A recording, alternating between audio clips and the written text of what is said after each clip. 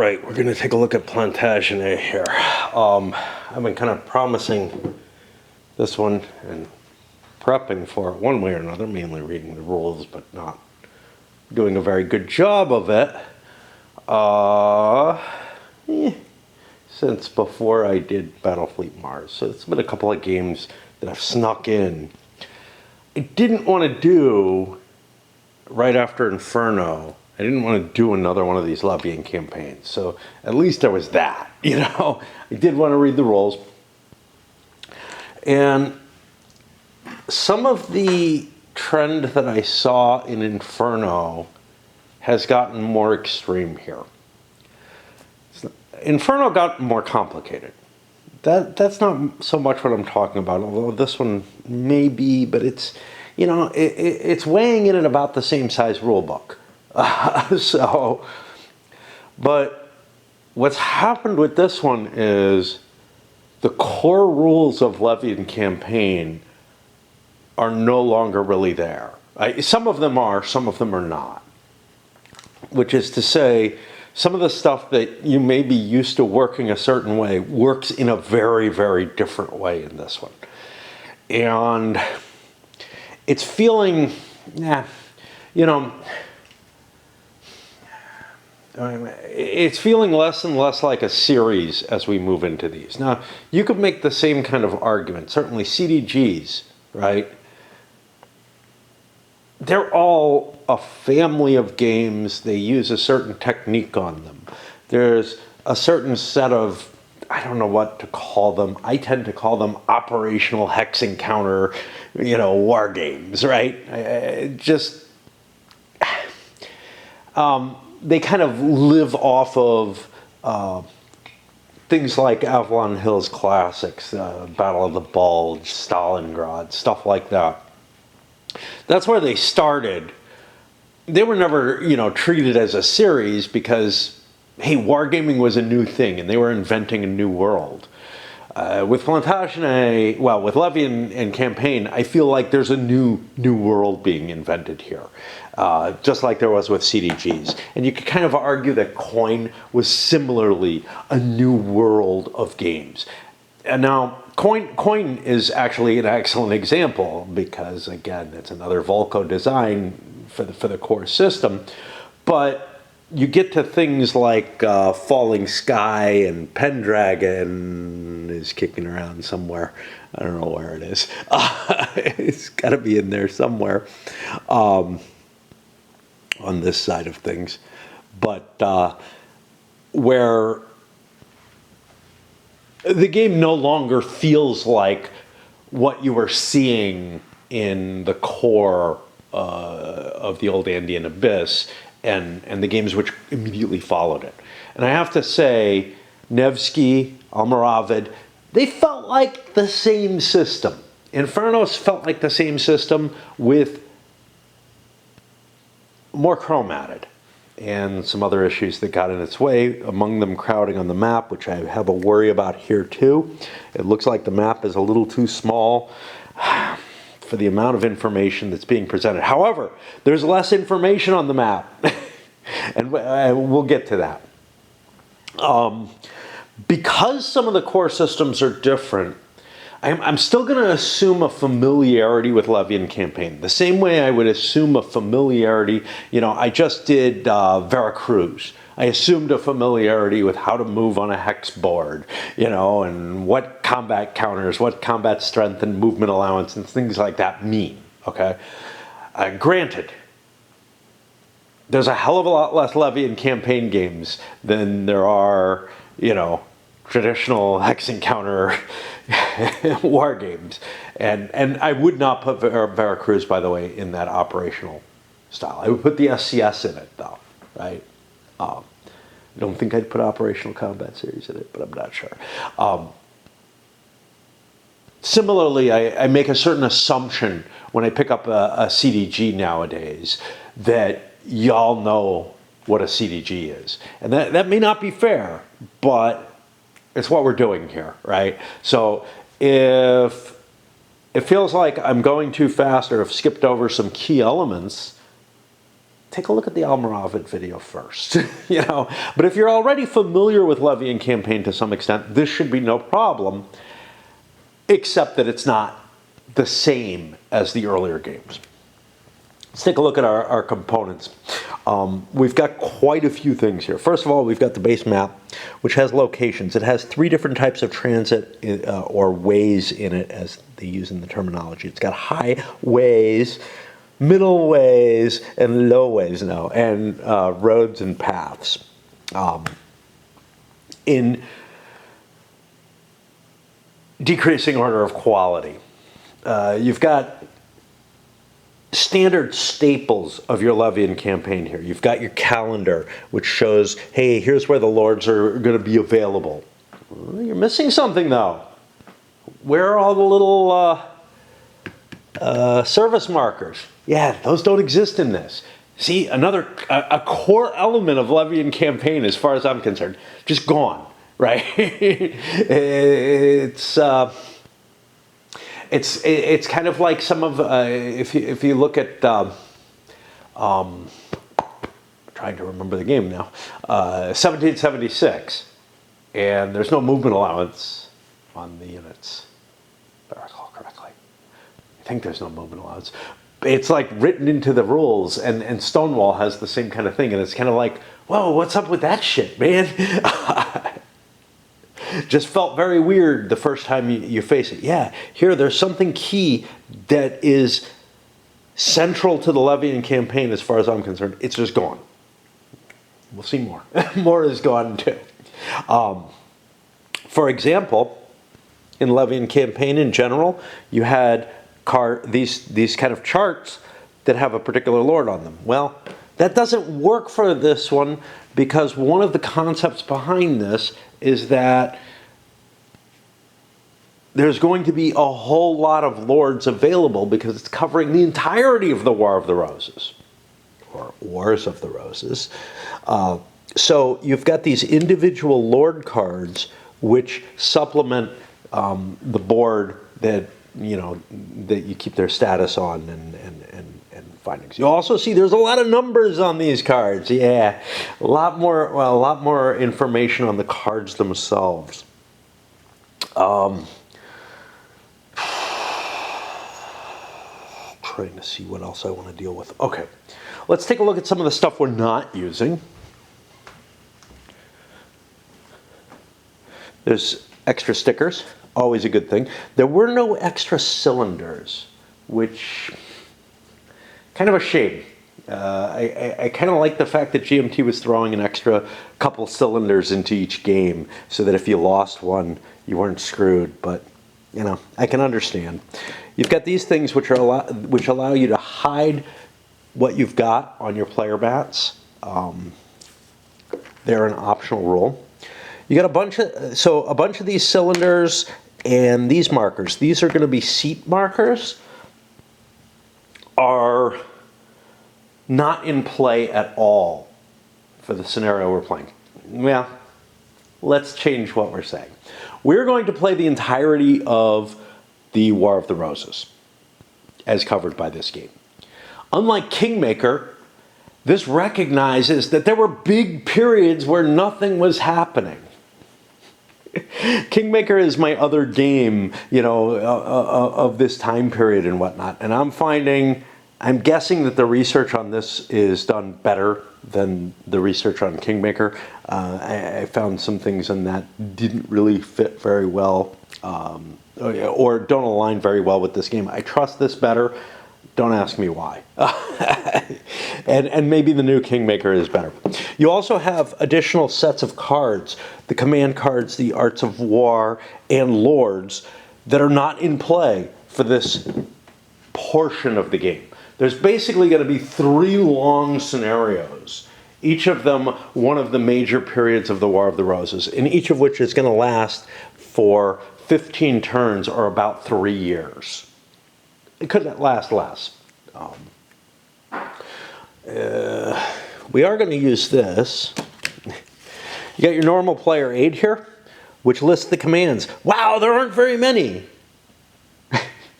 This is where some of the rules get saved, right? There's additional complexity added, but there's less. They took away a bunch of the commands. There's a lot less in play here. However, there's this idea of influence points, which is going to be tracked with this marker, where you're paying influence to impact what other lords and cities and whatnot how they see you. And then you've got what looks kind of standard, a list of the different types of forces in the game. There's a couple of new kinds. There's retinues and vassals, okay? In the old Levy and campaign games, you had little vassals that were assigned to a particular lord. Not so much here. The alliances and allegiances were so fluid, and the vassals in this game are sort of standalone lordly families that might change alignment. There's not going to be as much change of alignment within the lord cards.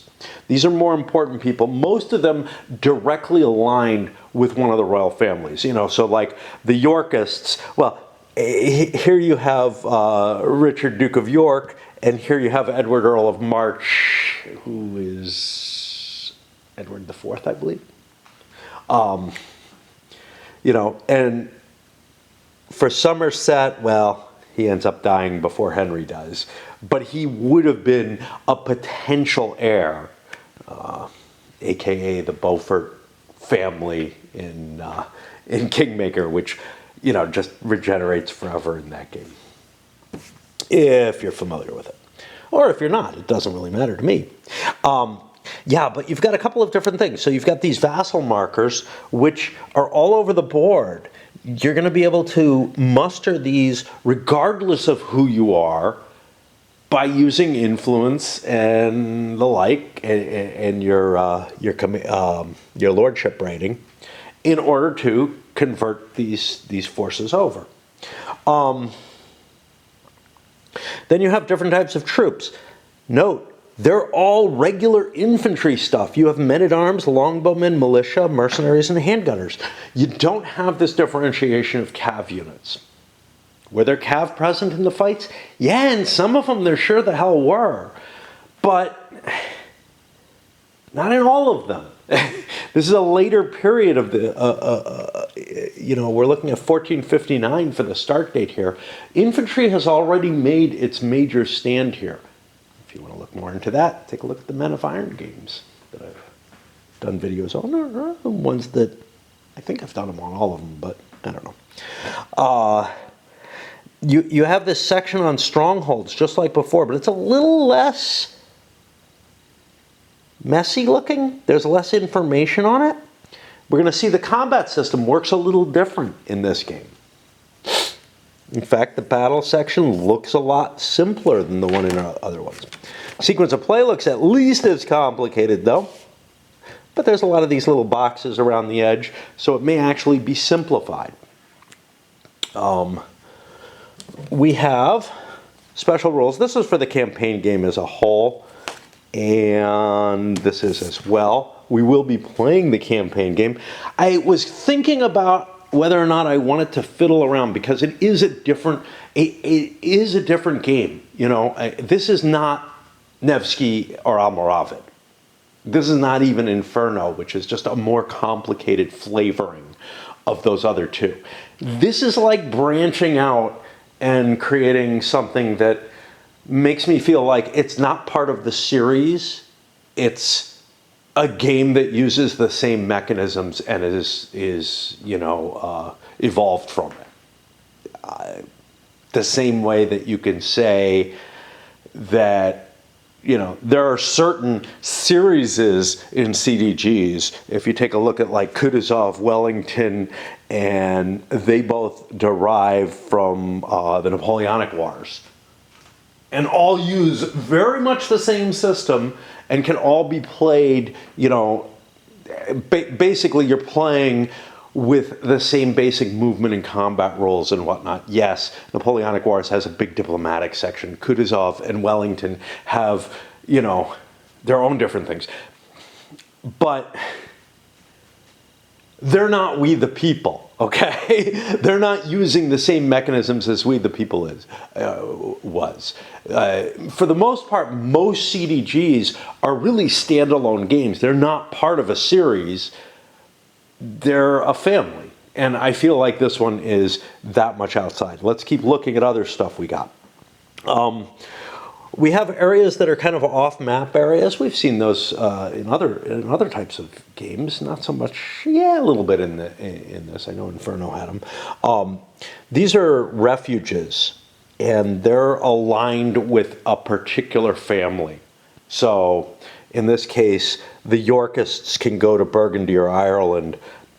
The Lancastrians can go to France or Scotland, and that's what these markers are for. Okay. The different lords in the game have these markers as their seat marker. That indicates where their home is. It might not be aligned with the side that they are joining, though, and we'll see how that works out as well. You've got some of the normal stuff, the Arts of War cards. Do we want to look at these? Yeah. Okay, well, you know what? We'll look at ones that aren't there. And again, if you're familiar with Levy and Campaign, you're familiar with the idea of these. You've got 3 different sets of cards in this game. You've got the Lord's cards, which are new. You've got the Arts of War, which look like this, and they're divided into 2 sections. The top section is sort of like a random event card. Those are going to be drawn 2 per turn for most of the game, for most of each scenario. And they just give you either capabilities that you can hold and use, kind of like in War of the Ring, to be honest, or whatever. And then below that is a capability which you're able to muster out of the deck at will each turn during the Levy phase, assuming that they're in the deck, right? Which is to say, you didn't just draw them as an event and you're not holding them as a card. Each player has their own deck of these, and then there's these command cards, which give you the number of commands that you have for that lord. Nothing tricky here, no treachery cards, nothing like that to add to the system in terms of that. In terms of pieces over here, what are we keeping track of? You know what? We need to swap batteries. You know, on a side note, watching raid content creators, video folk,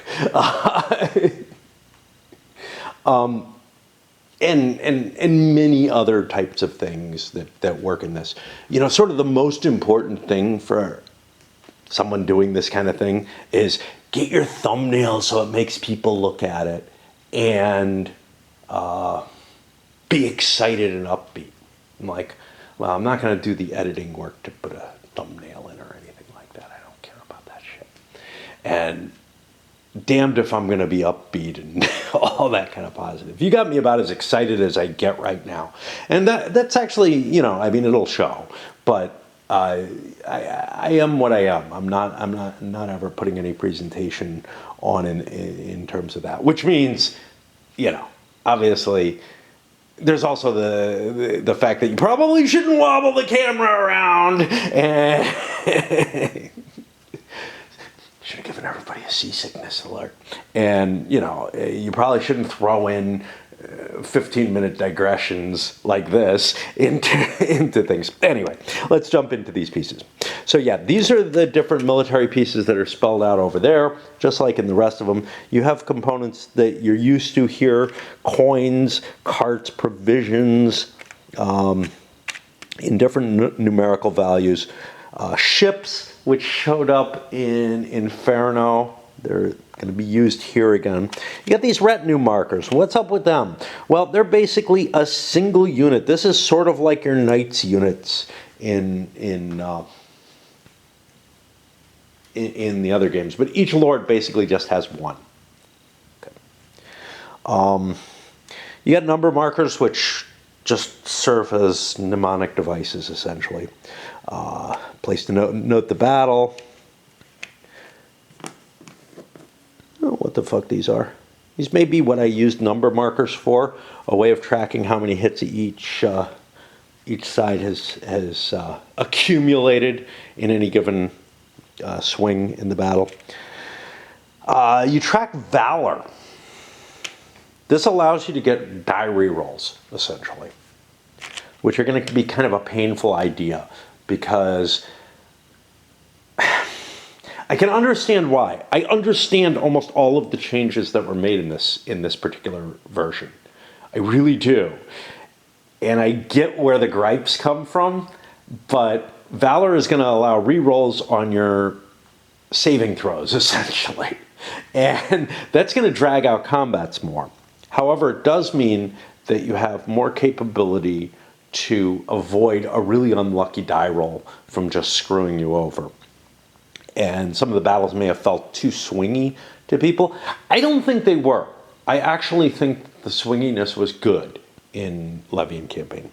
Exile, a marker to indicate that you're in exile. Yeah, that was helpful. Basically, I don't know what it does. I mean, I do, but not fully. Not much beyond that. Depleted and exhausted. These are going to track... So the whole supply on the hoof system has changed. And I'm not sure whether or not I'm going to like it.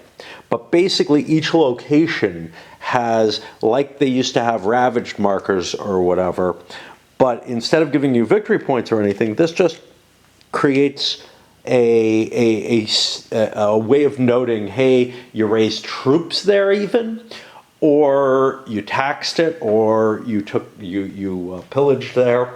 The whole pillaging system, that used to be an action, right? You would do ravage. You would try to gather up enough food because you'd realize you're fucked.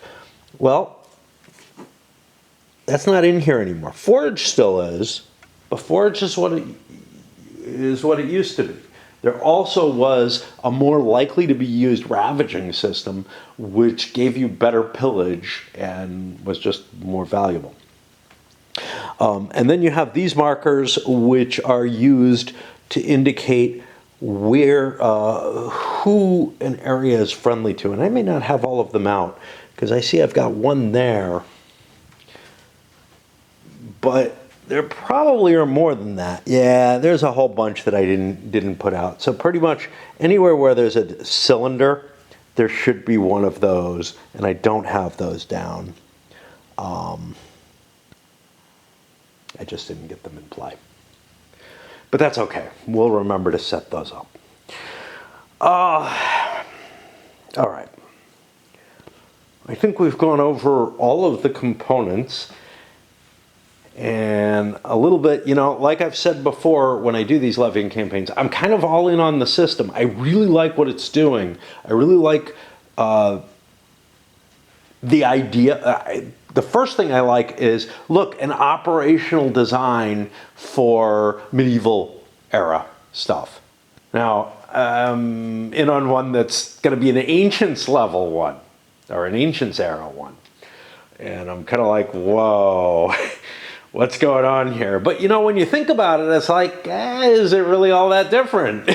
And then I'm starting to think, well, it kind of is, because if you're looking at most of the ancient empires, if you're looking at something like Rome, and I don't remember, I think this is post-Rome or a little after Rome, so it might be a little, I think it may be Byzantine. But if you're looking at, say, Rome, you're looking at, early Byzantine, by the way, though. You're looking at a capability to gather huge amounts of resources and operate in a more modern, in a manner that's more like a modern state, right? And that's why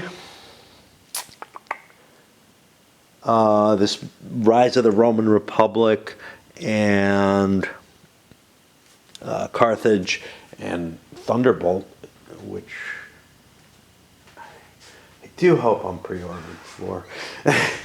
If it's still under GMT, I am. But if it moved to a different company, I may not be getting it, which would suck. But that's like the Berg operational series. If you look at Imperium Romanum, you have really these capabilities where, you know, it feels almost like a more modern warfare, because the empires were able to muster their resources much more capably than in the medieval era. Now, here you're getting very late in the medieval era, but you're also in the midst of what's essentially a civil war, and things are very chaotic in it, where resources are a little different. But it also doesn't follow the normal Levian campaign. Okay, let's start getting into what the rules are like. Oh, yeah, let's talk about the rulebook. The rulebook is, it's written in a particular style, one that all the Levian campaign, isn't everything written in a particular style? Yes, shut up, dude. It's written in a particular style that's peculiar to Volko. I found that in Inferno, the designer, the lead designer, I mean, Volko was involved in it, but the lead designer in that, I feel kind of strayed and wasn't able to get the same kind of effectiveness out of it. This cannot be ready. Okay, there we go. So that there was a lot more ambiguity and failure to get the point across. Volko's writing style, that he's used in Levian campaign at least, and may have used it in other things as well. You read it and you're kind of scratching your head and you're like, I'm not sure what he means. But then when you take an extra 30 seconds, maybe a minute, to parse it fully, it can only have one meaning. I felt like Inferno failed with that. I feel like this one succeeded, even though Volko doesn't have director design credits at all on this. So he was not a part of the design of this. It's just using his core system. Okay. Got a summary of changes here, which is interesting. It doesn't feel like it's enough. Because like I said, this is not, this is not like an 18xx game where it can tell you it's a partial capitalization game where it can't make that kind of thing where it gives you a couple of terms and fixes everything. And this is more extreme than that. Okay. All right, let's start looking through it. So the locales. There are no way spaces or anything like that. There's just these locales, and they're divided into towns, cities, fortresses. But then there's special strongholds, which are London, London, Calais, and Harlech. Calais is over here. Harlech's over here. They just look different, and they have their own special rules. The exile boxes are also kind of different. Only one side and is able to utilize each one for any purpose. You can't move into them if you're the other side. Calais is not in France. Tell that to the French. Okay.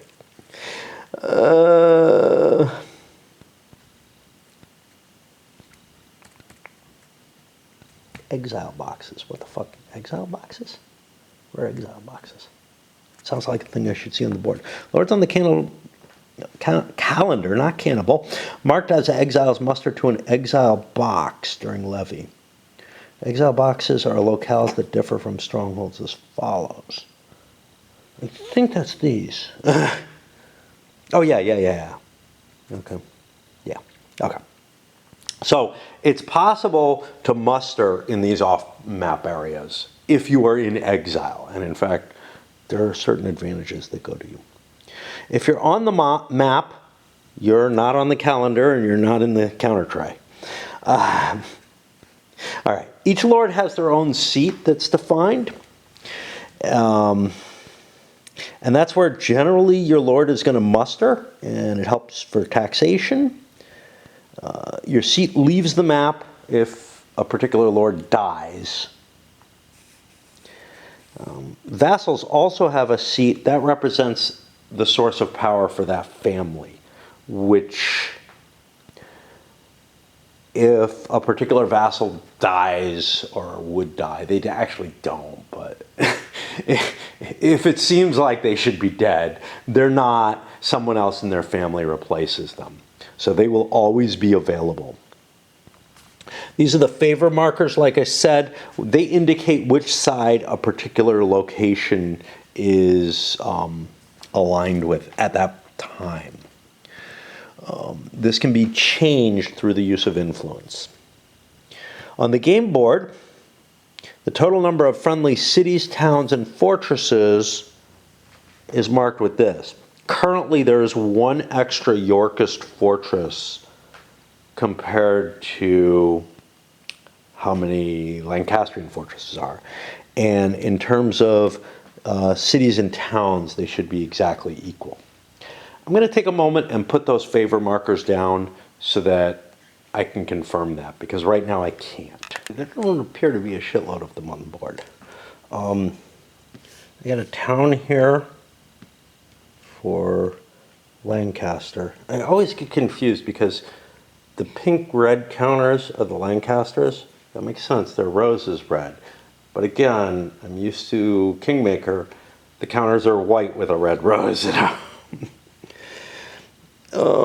And Eli's a town. Okay, so that equals out. There's one fortress, Ludlow. London is showing up as red. That should be a city. But maybe it's not because it's a special city. Because I'm thinking, yeah, it's not a city. It is London. So no cities are on either side, I guess. That's what we're going to have to go with. Okay. Which would mean Kelly and Harlech would also not count as fortresses on the count. But each of these affects the influence point track differently, so maybe that's why we're not worried about tracking. Before I go any further, there were a couple of other components I wanted to talk about. The dice. Every one of these comes with its own set of, every Levy and campaign game comes with its own set of dice. 6 dice, 3 in each color for the game. And these are actually particularly nice. I mean, I would rather the red be a little darker, but it's an orangish red in the game as well.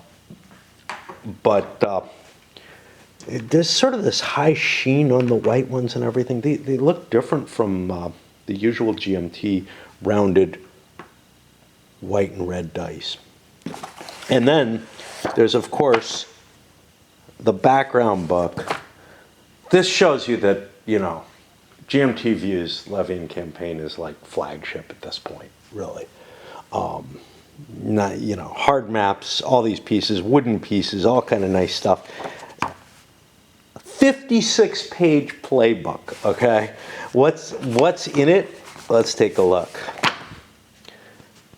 Quick start, way to play the early scenario very, very easily. Rules for solitaire and team play. I don't think they're rules. I think they're just sort of, hey, how can you do this?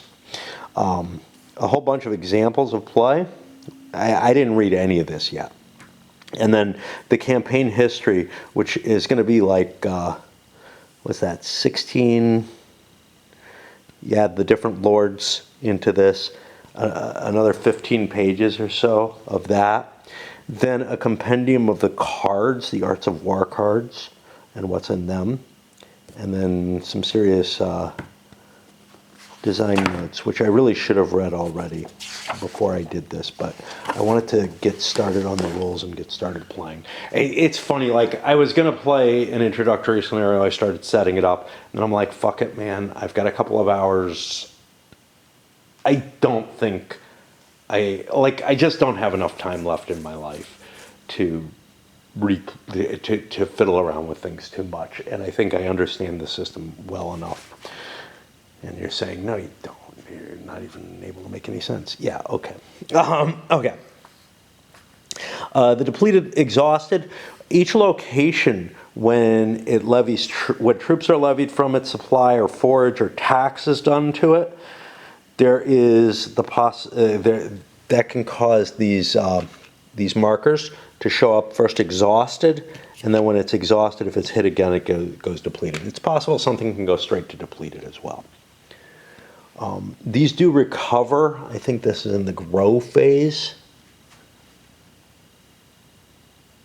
This is kind of nice. Some of the earlier calendars had very faint little writing at the bottom of each thing.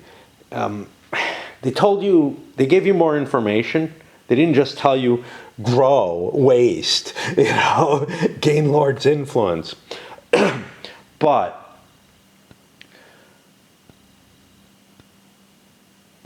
these jump out at you a little better. You're less likely to miss them.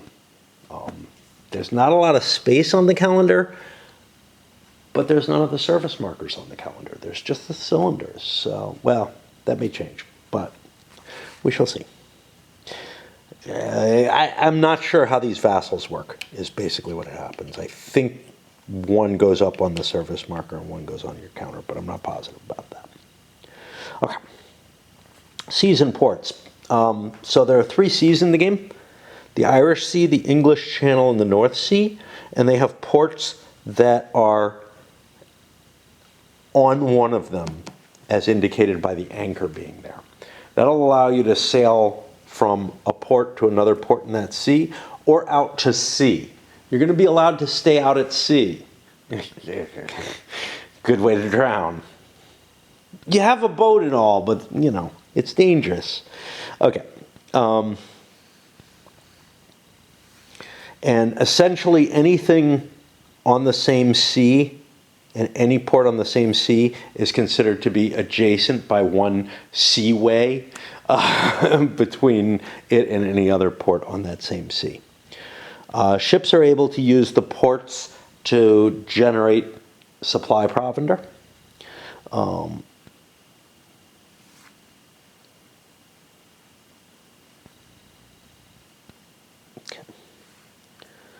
There are areas in the game marked by colored lines, north, south, and Wales. Let's see if we can find these.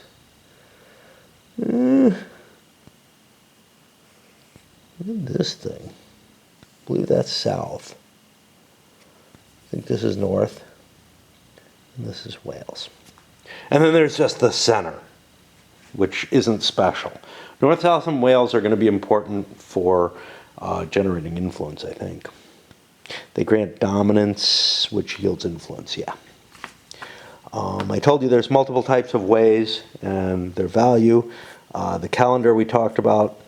The turns are recorded on the calendar. The calendar has different size turns, so like this is 3 months, this is 2 months. But they also have different amounts of cards based on what time of year there are. So even though this is 3 months, it only generates 4 cards. 6 months, or 2 months here generates 6 cards, 7 cards.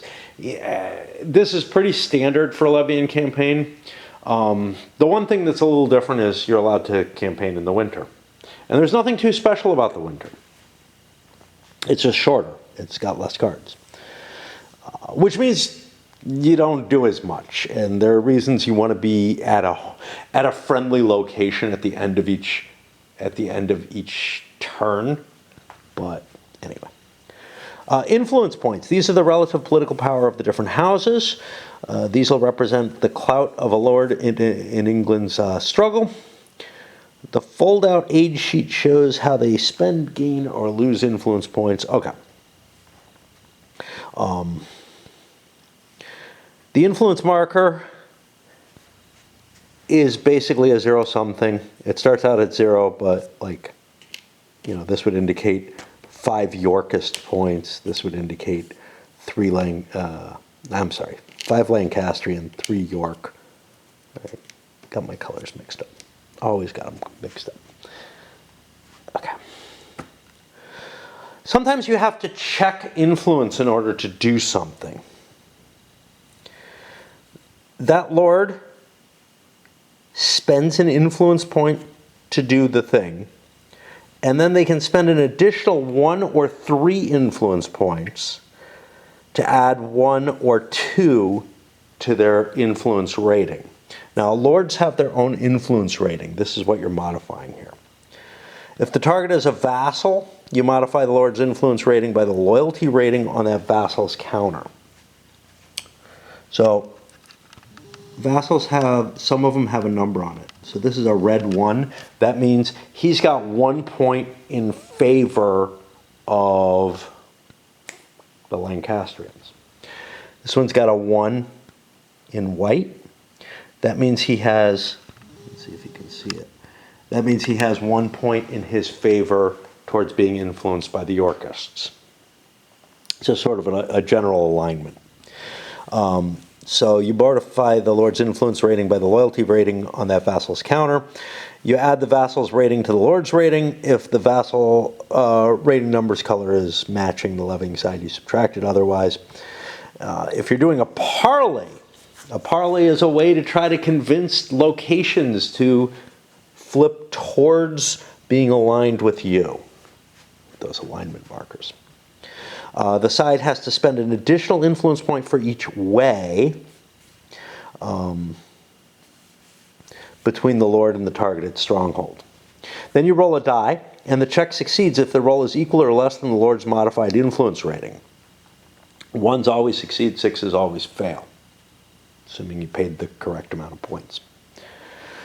Whew. We're tired, man. We put a lot of energy into the beginning. Now we're at the work our way through the rolls stage. This is where it gets boring. This is, you know, I would say just turn it off or whatever. Somebody else may give you a better intro to it. But I'm trying to capture the details that are the differences between this game and earlier Levy campaign. And that really requires kind of wading through it more than anything else. Lords and vassals. So we got cylinders for the lords, lord cards, and the mats. The cylinder indicates where the lord is located on the board or when he becomes available on the calendar.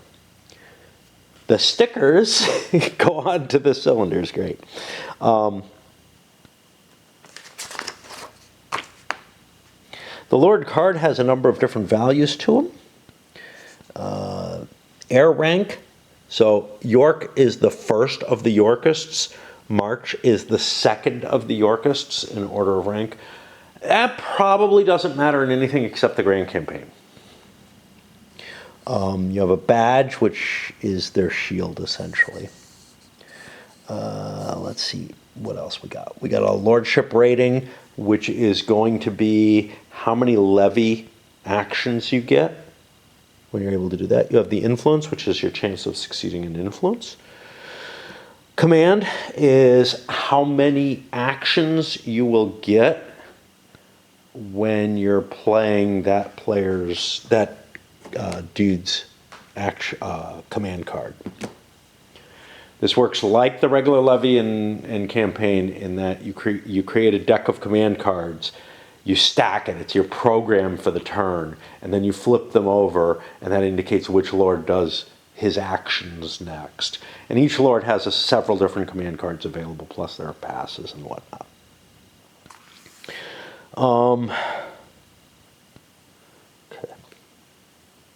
Well, I'm going over these ratings ahead of time.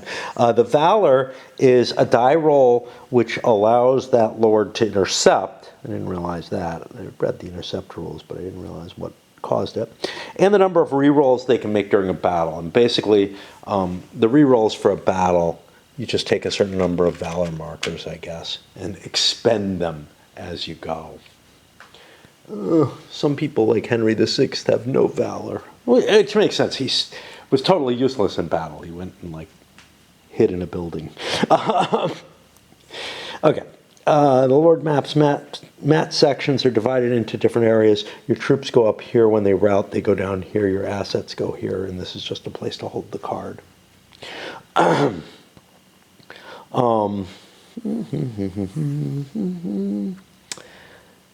Disband removal. Okay. Lords and vassals can disband. Death or shipwreck can remove lords. And if they're disbanded, they go back to the calendar and are available to be remustered later. If they're dead or shipwrecked, they're out of the game permanently, maybe, sort of. They are out for lords. A disbanded vassal, however, gets returned to the calendar. It'll then show back up on the board.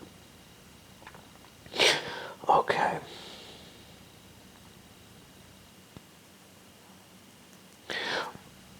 Your Arts of War cards. If you have a capability, it's tucked under the mat. Again, this is normal Levy campaign.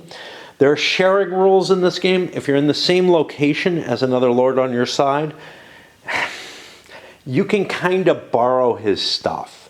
If he has carts and you need to use carts, you can use them. If he has food or coin and you need to use those are expendable. Which means, in general, he spends them on himself first, but then he will spend them to aid other people in the same location. We forgot a couple of little things here. Certain lords are marked by a gold or silver ring. So here we've got a gold ring. That's pretty visible. We should have a silver ring now. Do we have anyone with a silver ring here? Somerset should have one. Yeah, so Henry has a gold ring around himself. It's really hard to see. And Somerset has a silver ring. The gold ring means marshal, and that works like it will in all the Levy and campaign games so far, which is to say, if he moves, he can take a whole force with him. The lieutenant's a new concept, sort of. The term lieutenant was used in earlier Levy and campaign games. It basically was a temporary situation that allowed two leaders to stack together. It's no longer that. The lieutenant is basically a marshal who can't command the marshal. So if you have a marshal and a lieutenant together, the marshal can move everyone. The lieutenant can move everyone except the marshal. I'm not sure how well that's going to work, because it really means that your forces are still kind of limited. But it does give you essentially multiple marshals in the game, but one which is forced to be subordinate to the other. So it gives you that capability. And the heirs, again, that's used in the grain campaign. You can hide these mats behind those sheets back there. Vassals are totally different in this game from earlier ones, and they're going to be represented by putting them on here. Each vassal has 2 copies of their counter, showing the coat of arms, a couple of ratings, and the vassal seat. Yeah, they tell you the location that the family is at. You set up the counters on the map as described in the scenario. When the vassal musters, one counter goes on the levying lord's map as a force unit, and the other goes on the calendar to be their service marker. So yeah, the vassals have a service value. And I believe this is their service value. Yeah. So that's how many turns that they will remain with you. There are some special vassals in the game. They're in the pile that I'm not using. None of them are present here.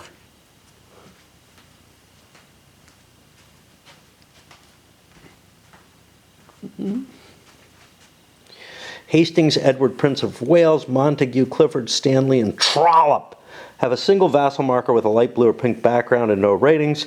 Unlike other vassals, they muster by a capability card rather than through levying. They have no vassal seat and don't set up on the map or aid taxes. They don't put a marker on the calendar and don't need to be paid. And whenever they disband, the capability card that placed them gets discarded, which means you can pull it back out unless it's a use once type of thing. All right, we're gonna pause here because we're tired. We got through 7 pages of rules. I mean, mainly, I feel okay about what I did. It's just I'm worn out by it. Well, exhausted or no, I've got about an hour to kill before I've got some stuff I got to do in raids. So let's start working through. I've already talked about the forces here.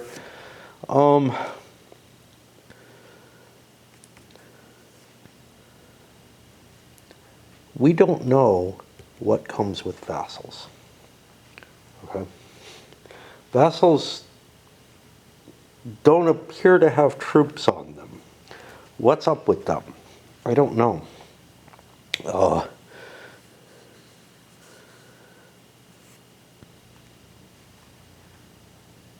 guess we'll find out. Assets work the way they do in mostly in most of the levy and campaign games, which is to say that you're allowed to levy them, you're not allowed to get rid of them without a good reason to, stuff like that. Ships, no more than 9 lords can have ships. There are 10 lords in this scenario, and I'm guessing that's probably pretty close to the norm.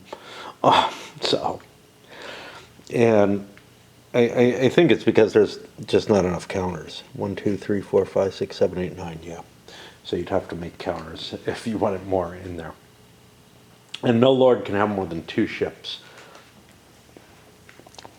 This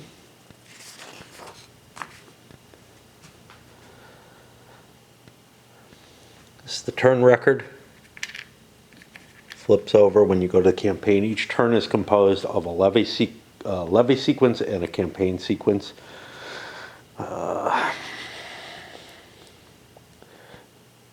The levy sequence is going to be basically mustering lords, vassals, troops, capabilities from the Arts of War cards. This is all normal levy and campaign stuff. And I don't know what else. If there is anything else. Oh, and assets. The campaign sequence is made up of you program your command cards and then you effect them by flipping them over, each player taking alternating turns, and you take a number of actions off of this very short menu.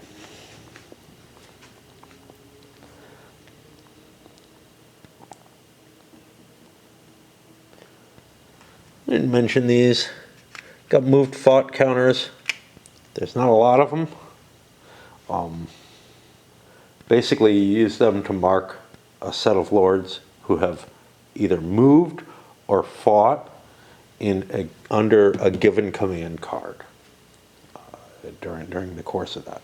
And that can be from both sides. Those lords are going to have to be fed at the end of that command card. And then these feed times 2 and times 3. The larger your troop force is, the more provender you're going to need. But they're also used for payment because you have to pay your troops in this game, which is a new concept. Money in previous games was used to extend the service duration of given lords. Doesn't work that way anymore.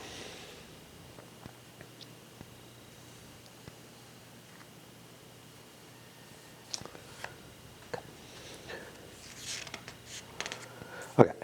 Readiness and service. Place and shift lords, cylinders, and vassals on the calendar boxes as described. Yeah. So, if a cylinder, if the levy marker is on or beyond a cylinder, that lord is available to be mustered.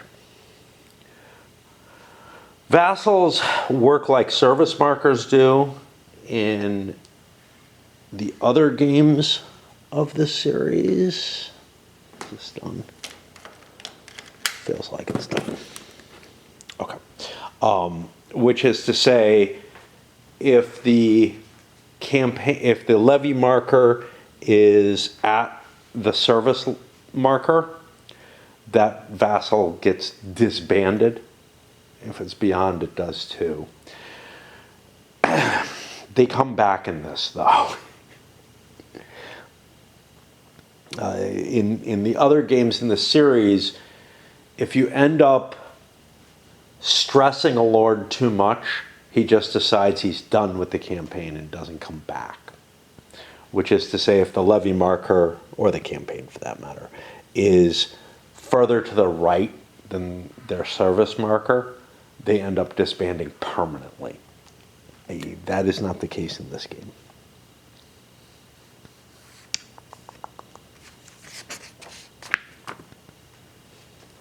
Player order.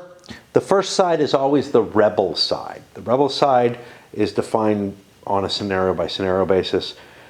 In the first part of the grand campaign, the Yorkists are the rebels.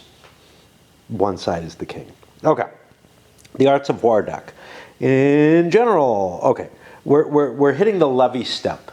So we have the sequence of play here. We'll run down this. It's actually quite short for this game. The first thing you do is you shuffle the Arts of War deck. Any discards and anything that are in it. And it has to be reshuffled every single turn because you're allowed to paw through it during the levy phase. Then you draw. Now, you draw 2 cards. On the first turn of the scenario, those 2 cards are capabilities, and you place them either with a lord, or if they're not, or if they're generally assigned, you place them under the board or whatever. On every other levy, after the first one in a scenario, and there's 3 scenarios in the grand campaign, so it's a little confusing, but we'll get to that later. In every other levy, the 2 cards are going to use the event, the top portion of the card. And if they're hold cards, you just hold them until you want to play them.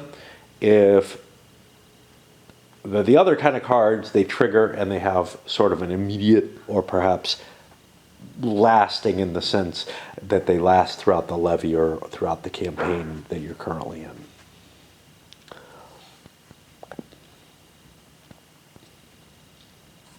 You may not generally discard cards except at specific times in the game. So you can't just decide, hey, I got a hold card and I really want to levy it.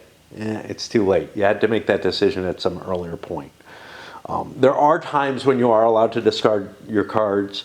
You're allowed to discard your capabilities. Less so are you allowed to discard your assets. But there are some times when you're allowed to discard assets. For example, if you have too much provender and you want to move, you can leave some behind. Okay. And it doesn't turn into a depot. All right, after drawing the cards, unless it's the levy for the scenario's first turn, each side has to pay coin for their mustered troops and influence points for their lords and vassals. If they don't pay, this could cause pillaging or disbanding. Now, what's weird about this game is pillaging, which is the equivalent to ravaging in other games of the levying campaign, is not an action you choose to undertake. It's something that happens because you didn't have enough. Enough food, enough money, whatever. All right, pay troops. First, in the order chosen by the owner, each mustered lord must pay that lord's troops. You pay 1 coin for every 6 troops on it, rounded up. You may not withhold coin even if able to pay only partially, nor may you pay coin beyond what's required. If you're in the same locale, you can share coin as needed, but you don't add up the troops and divide by 6 of all the lords that are present. Each lord has to pay 1 coin per fraction of 6, per set of 6 troops that they have.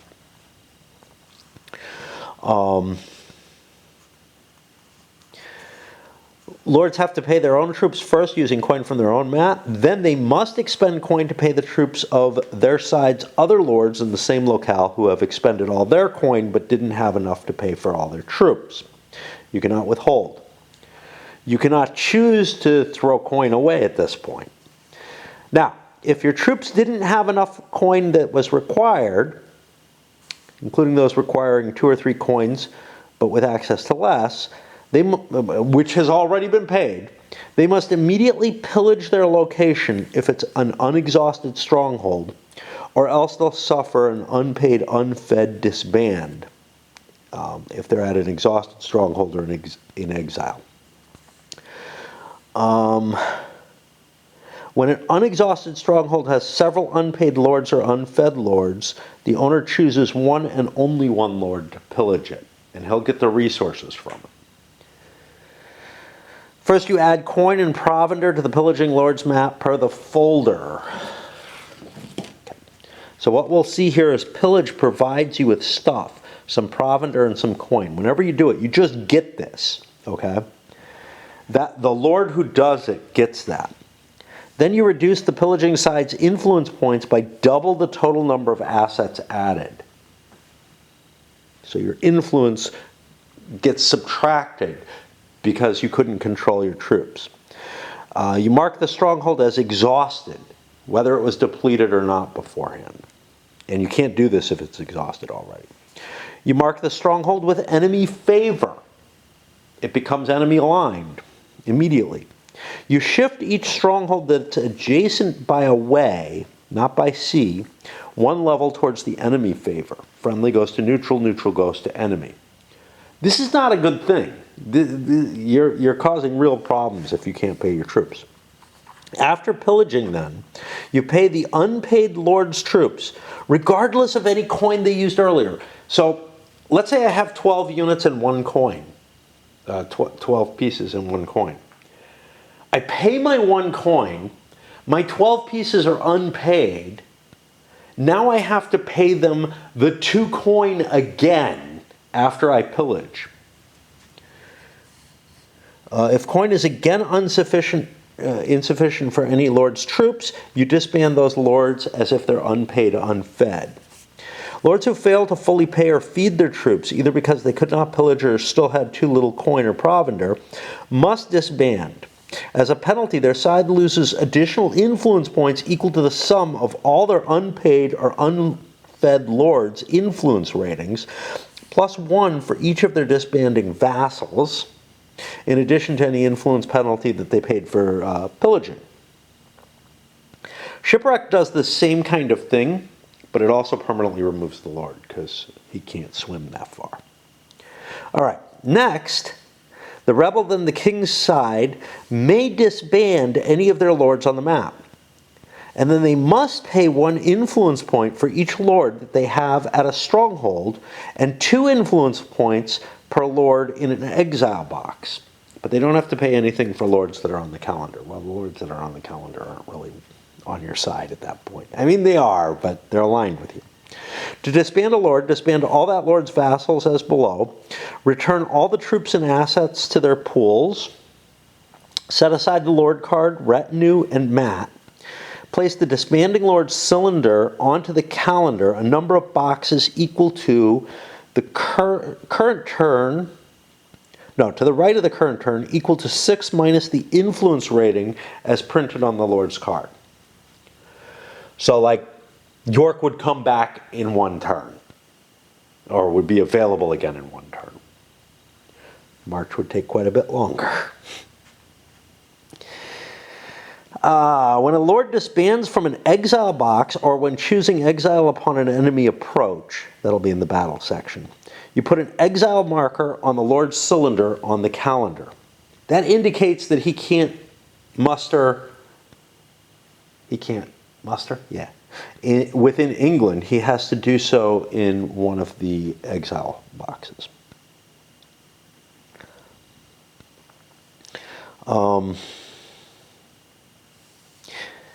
Each side may now muster any of its exiles and vassals.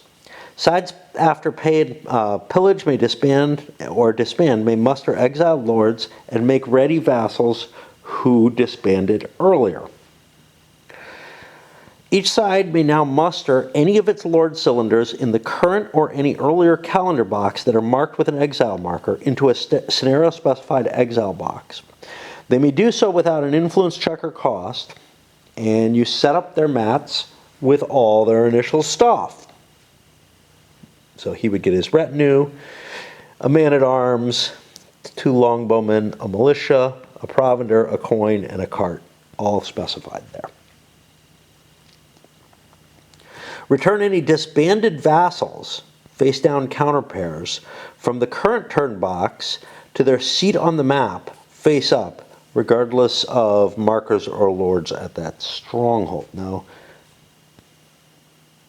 yeah, okay. We didn't talk about disbanding vassals. We skipped this. When you disband a vassal, you take the vassal counter from the lord map and place it on its matching counter on the calendar. Flip both over to their backside, which names the seat, and shift them a number of boxes right of the current turn equal to 6 minus the vassal's service rating. I know this all sounds very procedural. It's not that bad. So, for example, Falkenberg here has a 3 service rating. He would show up like this 3 turns in advance. He would not be available for muster by anyone. He has no alignment after he's been disbanded. Mustering. Next, each on-map rebel and then king's lords can take actions up to their lordship rating to levy other lords, vassals, troops, transport, or capabilities, or to parlay for favor at strongholds, which is, again, trying to generate these on your side.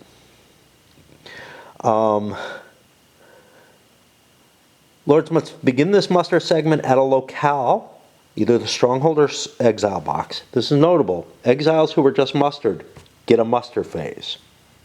This is different from most levy and campaign games. In most levy and campaign games, you bring a new lord on, he doesn't get a muster phase. That's still the case if he's mustered here, but it's not the case if he musters in exile. Just kind of a weird thing. Like I said, there are advantages to being in exile. Each levy action equals 1 point of the lord's lordship rating. Complete each lord's actions before you go to the next lord in any order you desire. Lords have to begin the muster segment at a locale to use their lordship, while at an enemy or neutral stronghold, they may choose only the parlay attempts on their current location. But if they succeed in the parlay and convert the area to a friendly location, if they have remaining lordship points, they can then use them to muster. Okay, this is new. Parlay is completely new in the game. And you can see these little arrows are indicating sections of the game that are new. And I mean, there's just huge sections. 3.2, 3.3 are both new. A big chunk of 3.4 is new. I mean, it's just... And there's stuff missing. Large quantities of stuff missing from the original Levy and campaign. It's like it's a completely different game, right? That uses a very similar system. Okay. Let's go back to parlay. A lord may use a levy action, 1 point of lordship, to attempt to remove enemy favor, gain friendly favor at his stronghold locations, or at another stronghold that's connected by a route. A route is an uninterrupted chain of adjacent locales, including the lord's locale and the parlay target stronghold, that's free of enemy lords, and except for the target stronghold is friendly. What this means is, if you're in a non-friendly stronghold, you can only parlay that stronghold. And anything, along the way, everything has to be friendly. You probably aren't going to be parlaying at long distances, though. You'll see why. You declare which stronghold is to change favor. The acting lord checks his influence And remember, that's a die roll, and there are costs for being at distance, and there are costs for improving your influence value here. You check your influence, including added cost for distance, to the targeted stronghold. Success adjusts the stronghold to friendly if it was neutral, or to neutral if it was enemy. Failure has no effect. A lord may attempt repeated parlay attempts at the same stronghold using a levy action within their lordship points and spending influence for each. Remember, spending influence means using this.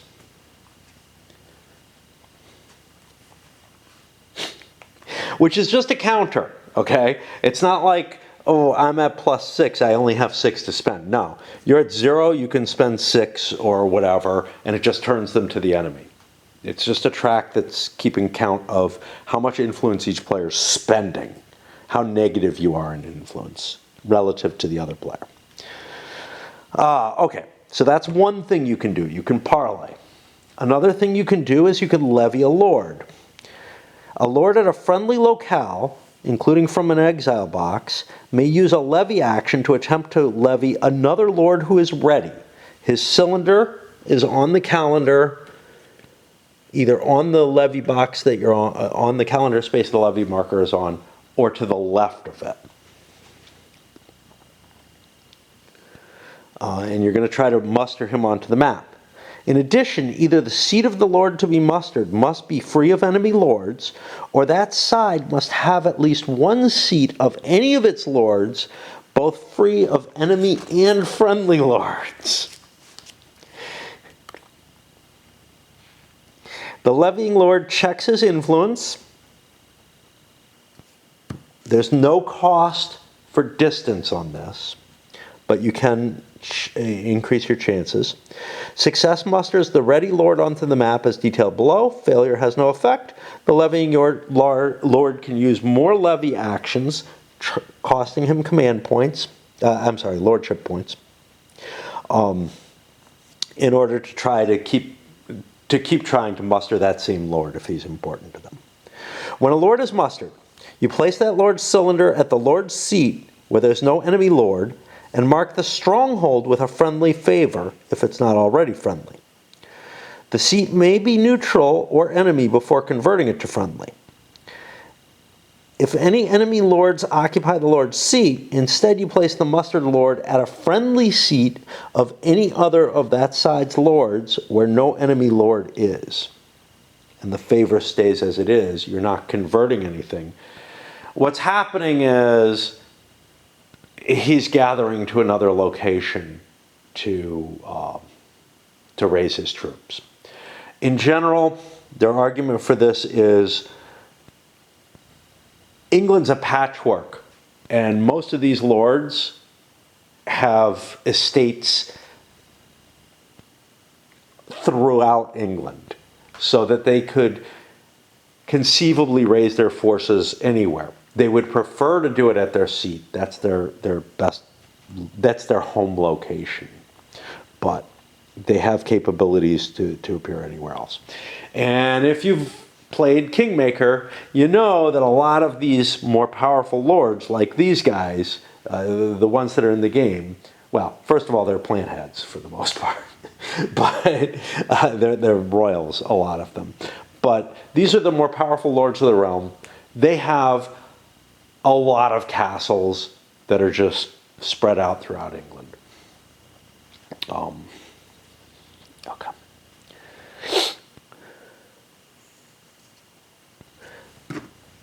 I need to put this here because I need to swap batteries. My back is killing me. All right. Now, you can also levy vassals. A lord at a friendly locale can use a levy action to attempt to muster a vassal. That vassal's markers must be on the map. That'll be at the vassal's seat. In addition, that vassal's seat stronghold must be friendly to the levying side and free of enemy lords. You pick a vassal and declare which one's going to be levied. You check influence with no cost for distance. And modify the lord's influence rating by adding or subtracting the vassal's loyalty rating. Remember this, a potential colored marker because some are aligned in one side or the other. And those white ones are really hard to see.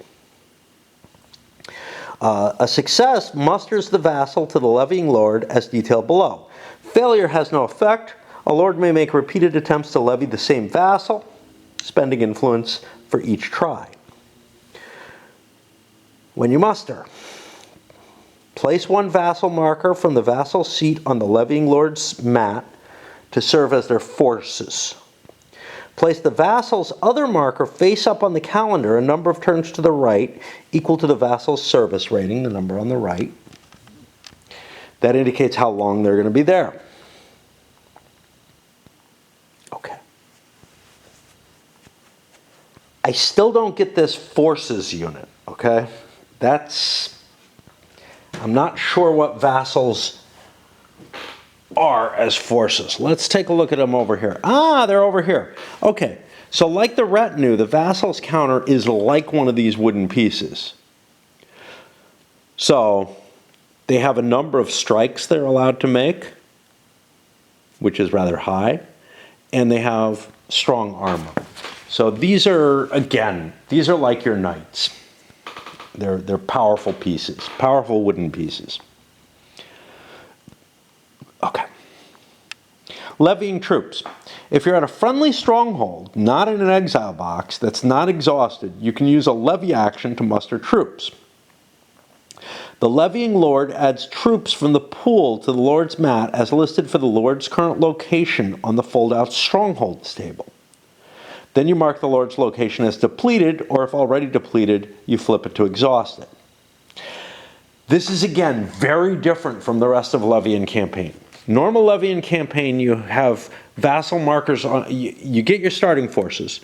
You have vassal markers on your card. You activate the vassals on your card by just spending a command action in a friendly location. And they just come with certain troops. Here, though, the vassals come with like one powerful troop. And if you want to produce other troops, you use the levy troops action here. Now notice something interesting. There's no siege here. There are no siege rules in this game. There were sieges during the War of the Roses, but they were very seldom successful. And there weren't very many.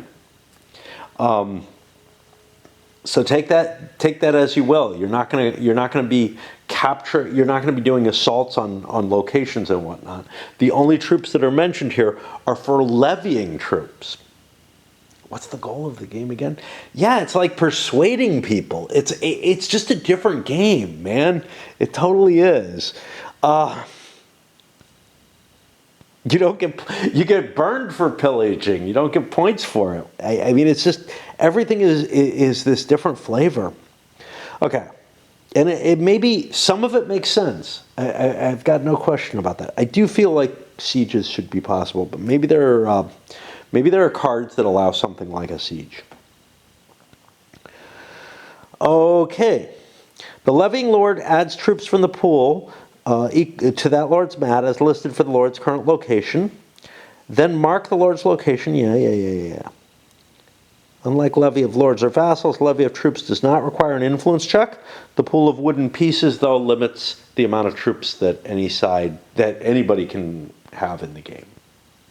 So there's a lot of pieces. You can levy transport. A lord at a friendly locale can use one levy action to add 2 carts to his mat. Or he could add a ship if he's at a friendly port or in an exile box. Only 9 lords can have ships. You can't do one if they already do. The active lord can only have 2 ships total. You can levy a capability. You spend one of your levy actions to paw through the Arts of War deck and pick a capability you want to tuck under your card. The lower left of each Art of War shows the livery badges of those lords who can levy it. This is standard. Sometimes it'll say any. Ignore whether the lord is either of the numbered versions. Each capability specifies in its text requirements and are effects related to the lord who levied it. Place the card at the bottom edge of the lord's map. A lord may only have 2 capabilities at a time. It looks like there are no generic capabilities. They're only assigned to lords. I'm not really familiar with the capabilities in this game yet. So. Okay. And then the players get to discard any event cards that affect just this levy. All right, we're going to go on to the campaign, but again, I need to break. I know I didn't spend an hour here, but like I said, my back's fucking killing me. But yeah, you can see, like, this has as much in common with the Levy and campaign games as, like, you know, Stalingrad and Anzio have in common. A lot of the core rules are still there, but there's a lot of, maybe not even as much, you know? And those were never treated as, yeah, this is a system, right? It's not like, you know, the Zucker Napoleonic library of battles where they all use pretty much the same rules or anything. No, it's more like, let's compare the SPI, you know, the early SPI games with the early Avalon Hill games. They're very similar. Now, but there's significant differences in just, you know, what the combat results table are and stuff like that. And like I said, combat's different in this one. A lot of stuff is different. It isn't part of the same series as far as I'm concerned. It's a related game using a similar system, one that's definitely derivative, but I don't feel like it should have been sold as Levy and campaign. I don't know what, you know, obviously there's a marketing advantage. You got somebody like me who's like, oh, Levy and campaign, I want to buy, you know, I want to buy all of them. And I'm happy. You know, I'm not like, oh, that sucks that I got a different game. I am a lot happier with what I see of this, which is very different. And it's kind of what I believed that Levy and campaign was heading towards, is that it is not just a branding, you know, it is a different kind of game that's expressing things in a very different way, where it's expressing, you know, that duality very, very nicely. I'm happier with this than I am when I read Inferno. I could tell that Inferno was overladen. This has trimmed away things, certain complexities, and added certain others. It's just, you know, it's changed the core of the game significantly, but kept the same type of game in play, right? I don't know how to make it, how to put it clearly. You know, obviously you can hear me struggling, but you know, it's like I don't know.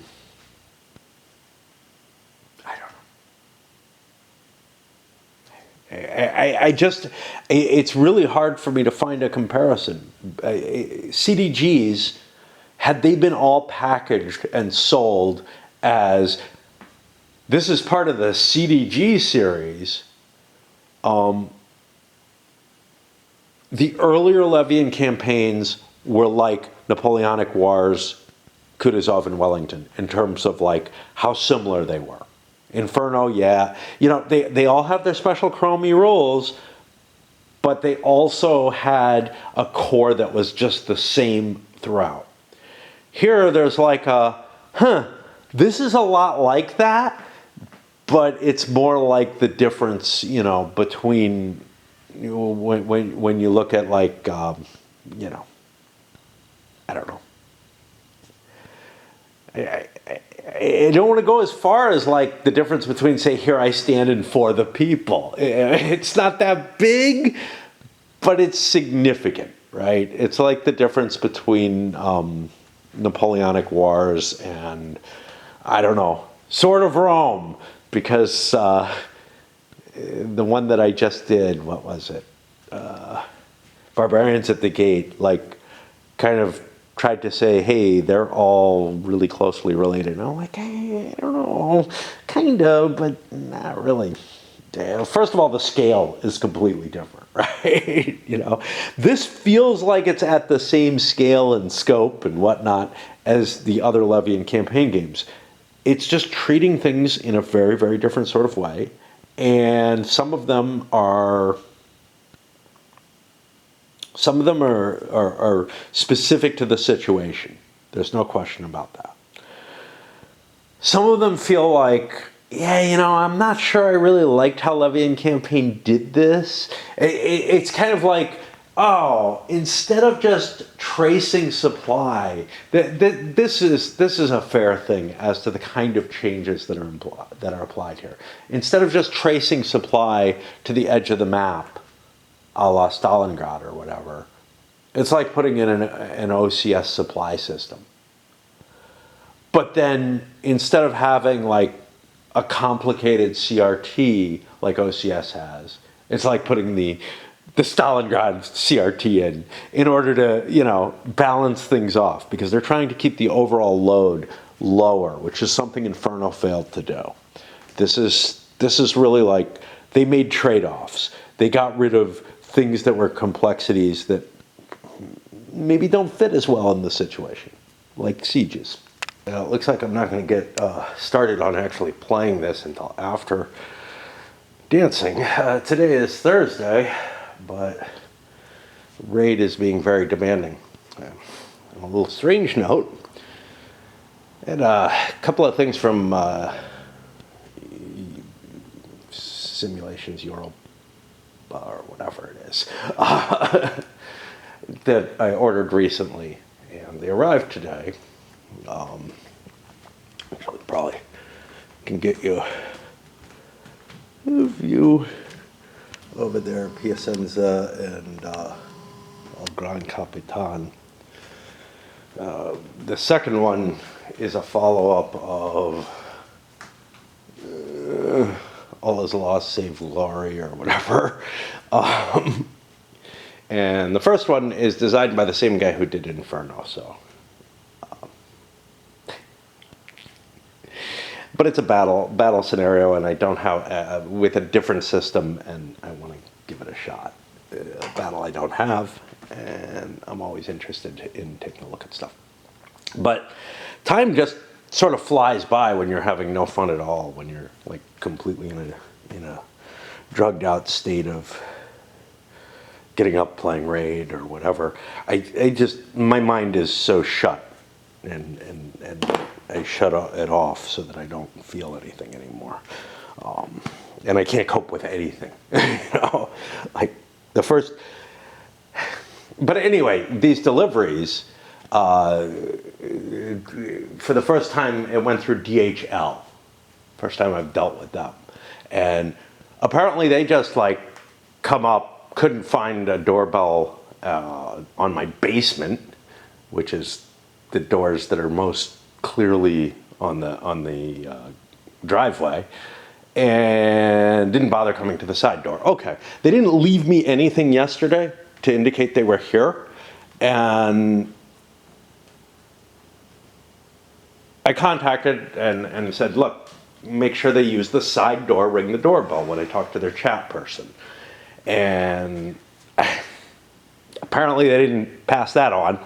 But then I ended up in a much more random thing where I thought they were trying to deliver it in Portland, because it looked like they were out for delivery in Portland. Apparently they drive things down from Portland to here every day. They just, you know, which feels kind of weird, but I guess they're pretty small. I don't know how they're cheaper than, you know, UPS or US Mail, but at least I assume that they're cheaper. Anyway, we're on the campaigning. So a lot of this is going to be a little bit closer to your normal Levy and campaign series. You do a plan, you take these command cards, and these are sorted, and you take the lords that you have and you program out what order you want them to go, and you can use passes as necessary, based on the number of cards for that season. So in this first season of the game, you're only going to get 4 cards. You have 3 per lord, you could use 3 for York, for example, and 1 for March, or you could use a pass or whatever. Then after both sides have done their planning, hey look, there's nothing else here, right? Like in some of the other games in the series, there's a few more steps in play, but this is it. Campaign, just plan. I gotta take that back, do something with that battery charger. Nothing like a call to arms step back in the Levy. Again, there's a simplification. Certain parts of the game system have been cut away. Now, call to arms was very scenario specific, so whatever. Anyway, the next thing you do is your activations, where starting with the rebel player, each player flips over a card, indicates which lord they're going to activate, and then chooses some actions from the tiny menu for them. After the card is complete, both sides' units that have moved fought markers all have to be fed. This is all standard. Now, unlike the standard, if you can't feed them, you're not able to pay them. It's not an option in this one. And instead, what's going to happen is they try to pillage the area they're in.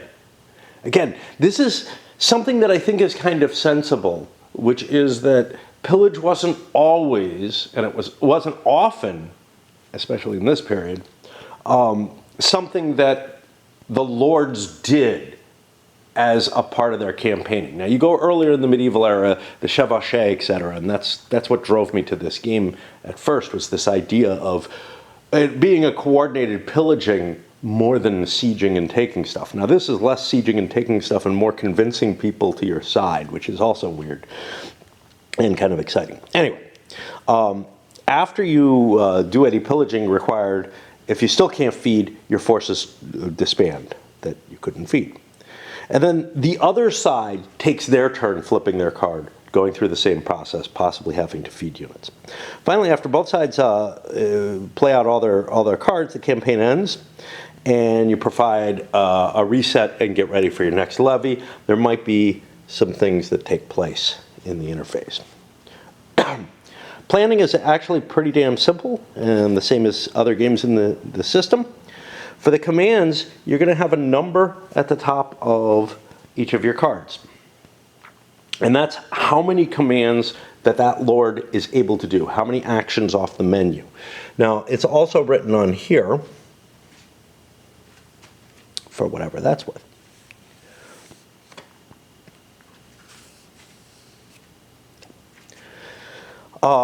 Marching. When you do a march, you move along a way. Now, if a marshal marches or a lieutenant, they can take other units with them. The marshal can take everyone. The lieutenant in this particular game can take everyone except a marshal. If you want to carry provender with you, you need carts. In this game, in the system, each cart can carry 1 provender. That's pretty simple. Most of them, it's like they carry 2, which kind of confused me, actually. However, when you use your march command, the cost differs based on the type of way that you're traveling on. Okay. If you're on a highway, you use 1 command action, and you can go to an adjacent stronghold along the highway, and then keep marching down that highway to another stronghold, assuming you're not stopped by anything. So you get to go 2 spaces for 1 action. Now, this is a little weird. Like the other ones, the best roads usually gave you 1 for 1. Here they give you a little boost in speed if you need it. On the road, this is normal. One action moves you one space. And if you're a group, one action moves your whole group one space. Paths, however, use the entirety of the command card to move through. That's these little green things. They're really hard to move through. And obviously, they have other implications as well in terms of interception and whatnot. You can kind of surprise people by moving down a path. Interception? What the hell, man? In other games in the series, there's interception, but it's handled within the Arts of War event, the hold events. But interception. Whenever an active lord or group marches to a stronghold that's adjacent to an enemy lord by highway or road, but not path, a single such enemy lord may attempt once to intercept the matching lord. An intercepting marshal or lieutenant can bring the rest of their side along as their normal group movement. And the destination stronghold may itself be an approach. We'll talk about that in the next section. The intercepting lord rolls a die. If the roll is equal to or less than the lord's valor rating, the intercepting lord or group moves to the adjacent stronghold as if using a march action to get there. That's going to give them a moved thought marker. They have to have the carts and whatnot. The marching lord or group approaches the intercepting lords there as if the latter arrived earlier. So an interception still keeps you as the defending lord in the place, with intercepting lords choosing either exile or defend in battle. Yeah, you wouldn't really... okay. If you fail, there's no penalty. An approach. If a marching lord or group enters the stronghold location of any enemy lords, including because of an intercept, each enemy lord there has to choose either to exile or battle as follows, and then command actions end. For each lord who chooses exile, first, the side loses influence points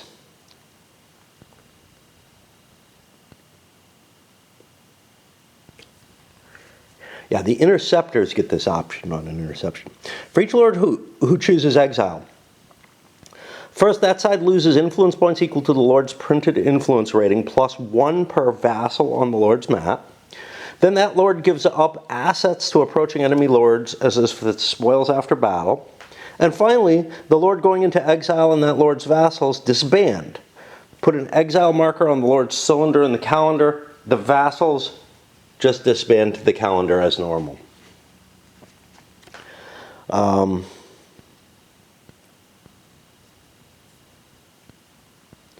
a lord approaches an enemy who chooses battle rather than exile, a battle ensues. All lords remaining at the stronghold... Now note, the person who moved does not have the option to go into exile. Even if you're playing with hidden units and whatnot, if you make the attack action, even if you're intercepted, you don't have an option to go into exile at this point. You're taking an active move on the location. Why the interceptor would go into exile, I don't know. Maybe there's a reason. A battle ensues after any exiles. Any lords remaining at the stronghold must participate. Approaching lords attack, the other side lords defend. And we go to the battle page here, which gives a summary, and we'll see how much I use it. I tend to do things. There's a marker you can put on the board to indicate where the battle's happening. You're going to set things up as you usually do in a Levy and campaign game. I tend to use this. You don't have to. You can use the lord tiles, but it means moving them around and having a lot of extra space and stuff. I definitely don't have that space here. You set the battle array. First, the defenders position their lords. This is different. In all the previous games, the attacker had to position first. This makes sense, right? The defender's more the fixed force, right? They should probably have to devise their battle order before the moving force does, but it gives an advantage to the attacker to do it this way. A side may have a lord in each of the 3 possible front positions, left, center, and right. All other lords will be in the reserve. The defenders first fill the front, center, and either front, left, or right positions with one other lord present. The attacker then matches each position. You put valor markers on each lord's mat equal to that lord's valor rating. Remember, that's these things. They're just going to be used as expenditures for rerolls. Each player can then play hold events that specify in battle that'll affect the battle as written. Once arrayed, the battle will continue round after round until one side, all of one side routes. A round of battle will go through the steps in this order. First, you have an option to flee. Then you can reposition on the board. Then you engage, strike, and lord's rout. Here's something else that's new. Strikes that happen are going to be simultaneous. There used to be an advantage again to the defender, allowing them to hit first. Does that make sense? Yeah, I felt like the defender had a really powerful advantage in earlier games in the series. In fact, I'm almost shocked. But anyway, the first thing that happens in the battle round, in each round, is the defender and then the attacker declares if any of their lords will flee the battle. If so, they rout. This is new, and they get they mark their retinue and they flip it over to fled. That will reduce the chances of that lord dying from routing.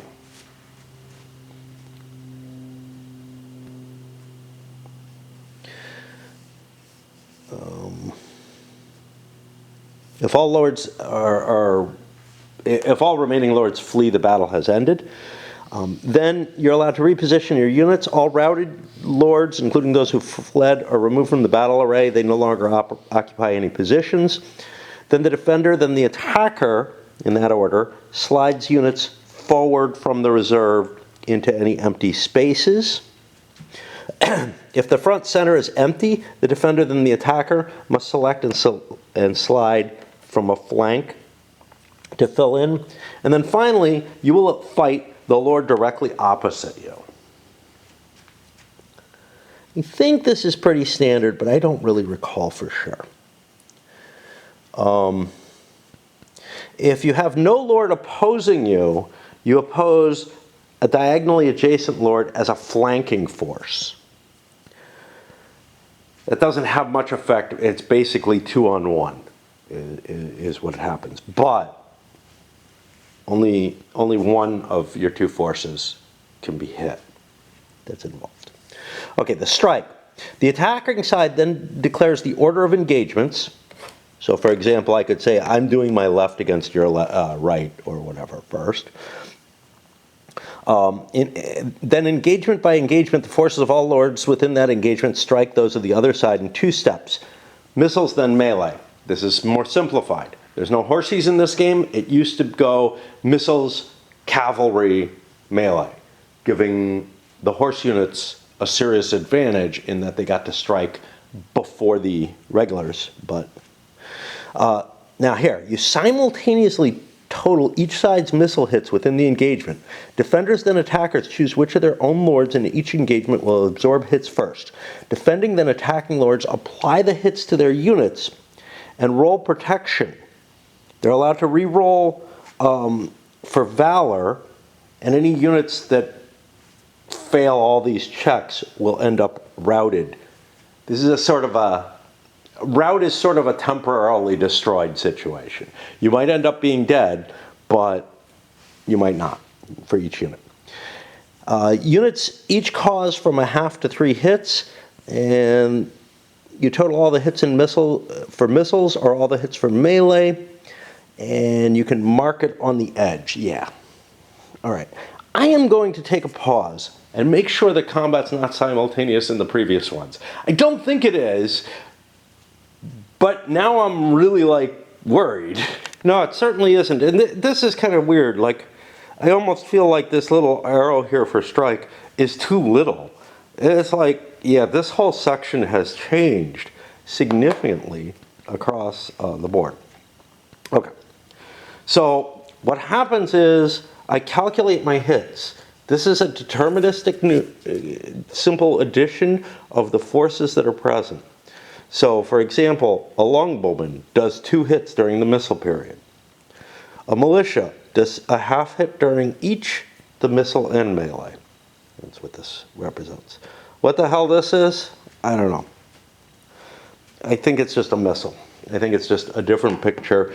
This is confusing. They should use the bow and arrow for it. I know it's not a bow and arrow, but all the other games in the series, you know, don't distinguish. Well, maybe they do. All right, never mind. Anyway. But it's like they're not distinguishing between the fact that these guys are using swords and these guys might be using, I don't know, spears or something. So why would they distinguish the handguns, these early guns? I don't know. All right. Each of the forces that absorbs a hit, and each of these hits is done individually as chosen in general by the owner of the units. Each of the forces that the owner chooses to take a hit for gets a protection roll. Now you can see the retinue and the vassals have a 1 through 4 armor. They roll a die on a 1 through 4, they just absorb the hit and nothing matters. And this is where the randomness comes in, right? But if you go down to like militia, they only evade the hit on a 1. There are some games in the series where there are units that just don't stand up to being attacked, period. They tend to be pretty bad units for most things. All right. You may expend one of your valor markers to re-roll a single protection die roll. And you can't keep expending valor, right? Like you can't put your retinue up there and take a hit on your retinue and roll a die, fail, spend a valor, fail again, and spend another valor. That's not allowed. You're allowed to spend 1 valor to replace 1 protection roll. At least that's how I read this. Okay. A retinue, vassal, or troop who took a hit is routed and will be pushed down to here. And the Lord himself is going to rout if all of his troops have routed or if the Lord's retinue itself has routed. This is why maybe you don't want to throw your retinue with its huge armor factor up into the battle. It's a really good unit. It can protect your other units. But if you engage with it and decide to take your hits on it, you can rout. Okay. On the other hand, vassals are kind of safe. You can throw vassals up there. Now, you rout if all your troops rout or if your retinue routes. Those are the 2 things. Vassals don't count. You can just throw them up there and rout them. But we'll see. All right. Some of this is like just dawning on me at this point. If at least 1 lord on each side has yet to rout after you do the 3 battle sections, you go to a new round, players can flee again, etc. If only one side still has unrouted units left in the battle, they've won the battle. If all lords of both sides are routed, both sides lost the battle. The battle's winning side gains influence equal to the sum of the printed influence ratings plus 1 per vassal of the lords who fought on the defeated side. The more important a person you beat, the more points you get. Kind of doesn't matter what he had with him. And that makes sense. A winning side unrouted lords may get assets from the losing side. If the battle stronghold favors the winning side will take all the losers' carts and provender, distributed as desired among their unrouted units. Coin is assumed to be protected and kept away, unlike other games in the series where you could capture coin. If the stronghold is neutral, you get half the losers' carts and half their provender, each rounded up individually. The rest are kept, I guess. And if the stronghold favors the loser, you transfer nothing. They were able to slip away safely with all their goodies. Ships don't end up getting taken because they're not involved in the battle. They're at sea. You can't carry them with you into the middle of England. Okay. Unrouted lords then determine the fate of their routed troop pieces, not their retinue or vassals. You roll a die for each routed troop unit. You compare the troop unit's roll to its inherent protection for that type. If you roll within the ranges, you unroute. You move back up here, and you get to keep that unit. If you fail to roll, you're lost, and you go back into the pool. And then if the lord has not been routed himself, and he loses all of his own troops somehow, he is completely disbanded. Now they say any unrouted lord. I don't think... See, the thing is, if you lose the battle, that's the only way you can lose all your troops that I can think of. So I think this is actually a typo. I think it's any routed lord. I haven't checked for errata. The game is not that old, so I kind of don't expect there to be any. Okay. Routed lords now either die or disband, and routed vassals disband. Oh, this is why. Okay.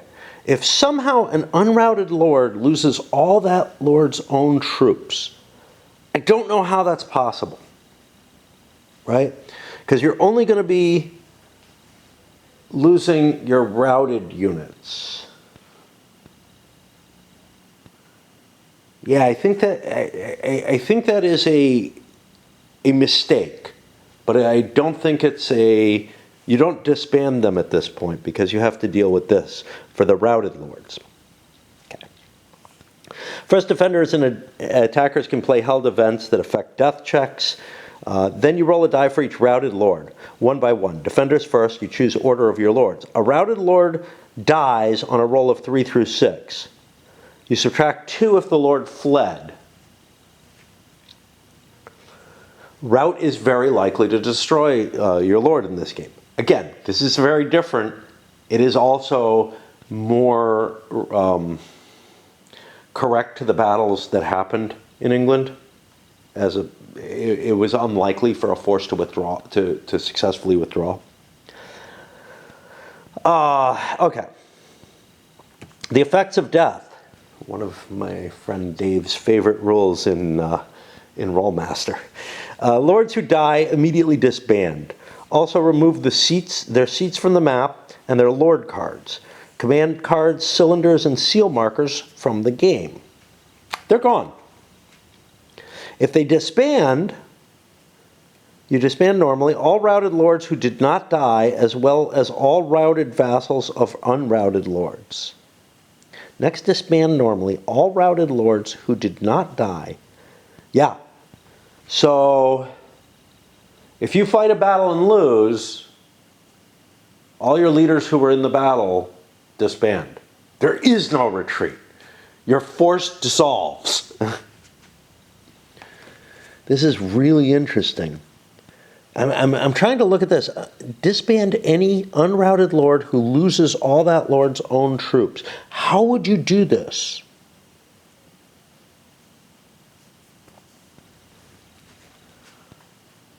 Because if you've lost all your own troops, you are routed. Right? There's something wrong here.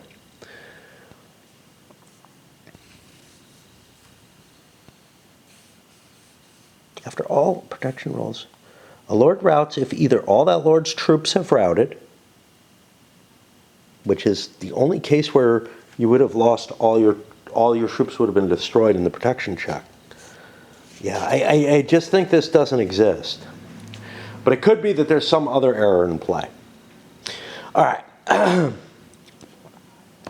After resolving or ending the battle segment, conclude the battle as follows. All surviving lords are marked fought if they haven't been already. I would tend to drop the fight counter anyhow on them earlier because I'd forget otherwise. You discard all hold events used in battle and skip any command actions remaining on the card and go to feed. You fight a battle, you're done. Doesn't matter how easily you won, whatever. You fight a battle, you're done. All right, we're going to swap batteries and we'll get to the supply rules. Well, these aren't the supply rules. This is the supply action here. We did march. Battle's a consequence possibly of march. Now we're going to supply. Feels a little weird. Feels like all the actions should be done first. It's just not how the game does it. It's not how the series does it. It's always kind of weirded me out. I haven't mentioned it before, I think. I think it's the unique layout of the rules and whatnot that led me not to call that out before, but it has pestered me before, and it does feel kind of weird. But there are other things so much about the rules to these games, to this series of games, and this is entirely a Volko thing, that costs so much to kind of process some of it. Is this what they mean? Whatever. This other thing, I'm pretty sure there's an error there. Okay, supply. The supply action, you can use a command action to add provender to the Lord's mat from a friendly stronghold or port. Now I'm lost again here. I got to look at previous games, see if this is actually a change. It looks like it is because there's an arrow here. In previous games, you could draw provender from multiple places at once, in general. Here, you could only do it from one location, and we'll see. The active lord must already be, and how many source markers do they have? In the back of these? Yeah, there's very few. The active lord must already be at or have an unbroken route served by carts to a single stronghold or port, and again an arrow, yeah, it's different, that lord will use as a supply source. Mark sources as helpful. Well, you're only going to be using one. It's really not that complicated. I don't know why you need them, but a supply route must be an unbroken chain of friendly locales adjacent by way, not across any sea, and free of enemy lords, including the active lord's locale and source. All right. This is Volko wording, including the active. The way this is done is just weird, and it's done in the same style and probably cut and pasted. Like the rules are mainly repeated throughout, and this is just weird. So how do you look at this? It's an unbroken chain of friendly locales, and both the locale and source, both the player's locale and the source have to be friendly for you to do this. I think I fucked this up. I think I've been able to. I think I've traced supply to sieges in other games, which wouldn't be allowed.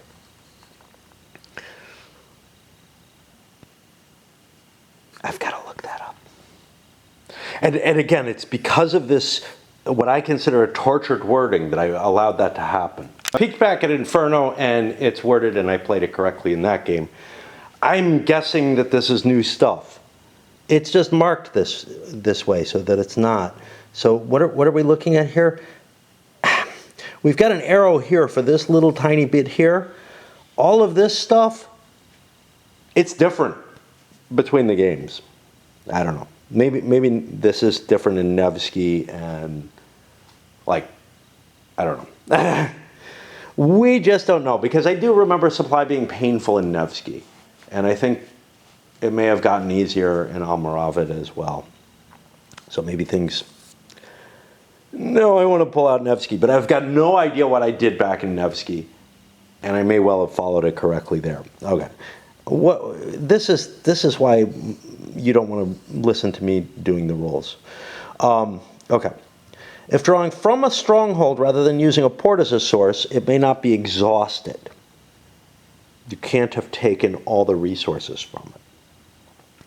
To add provender with ships, the source must be a port. If the lord is in an exile box, supply must use ships and a port on the same sea as the source. Lords in Scotland, though, can trace down these ways. Like there's some sort of connection. I think just into Carlisle. No, there's another one into Bamberg. Yeah, so you can trace into either from Scotland and then by road using carts. Okay. To add provender, the active lord must have or share at least one cart per provender for each intervening way crossed along the route as a source. So, if I'm drawing from the location I'm at, I don't need any carts. If I'm drawing one way away, I need one cart per provender. If I'm drawing from 2 ways away, I need 2 carts per provender. This is much less complicated to calculate than it is in the other games of the series because you're only allowed to pick one source in this one. All right.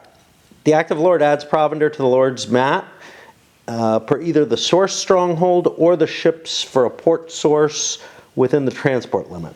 And the provender, is that listed here? Yeah. There's supply here, and you can see what each location gives you in supplies. Towns and fortresses only give 1, cities give 2, special locations give more except for Harlech, which kind of works like a castle. Harlech's got more longbowmen because it's in Wales. Otherwise, it's really the same as a fortress. It's not significantly different from a fortress. Okay. It might affect this, though.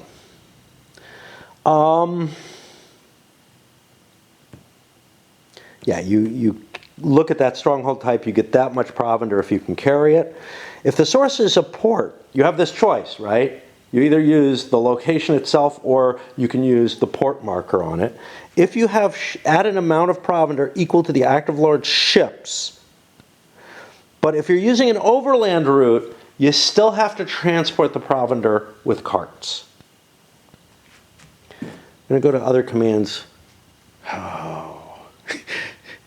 See, my battery charger's being dicky right in front of you. Halfway through the rules, I'm hungry as shit, but let's keep going. Because I'm not halfway through the rules, right? These are scenarios starting here. I've got like 2 more pages. Okay, we can finish that.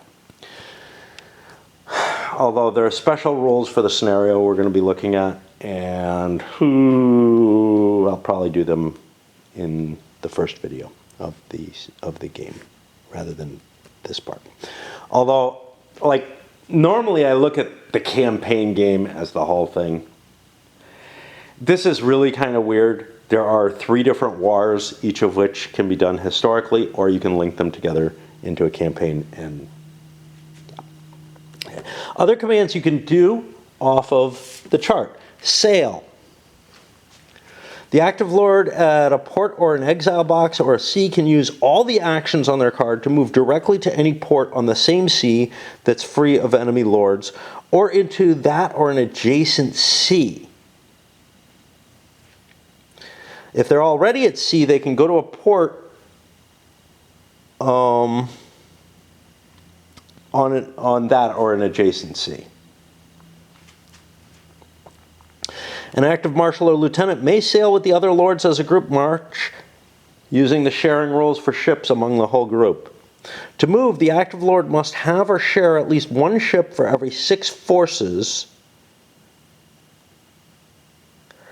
2 provender, and 2 carts.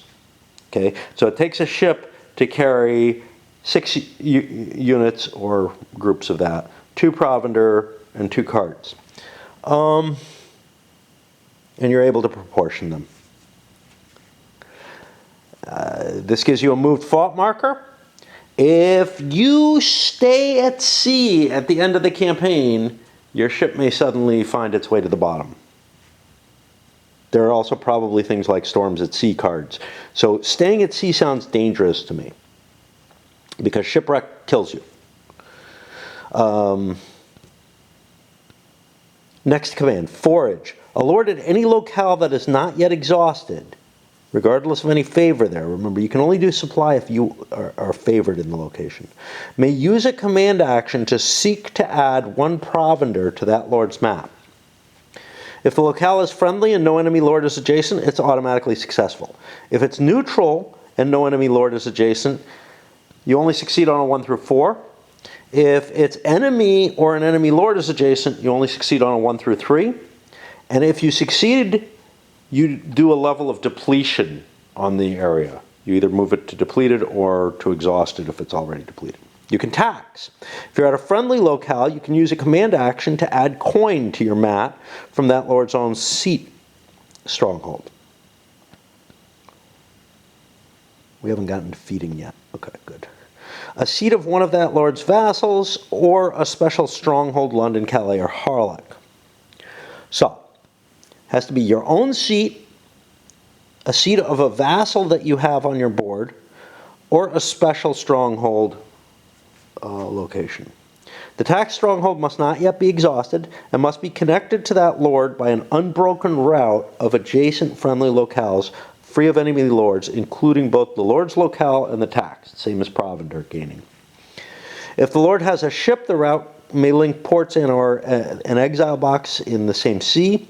As helpful, mark the taxed stronghold as a source. I don't think it sounds all that helpful.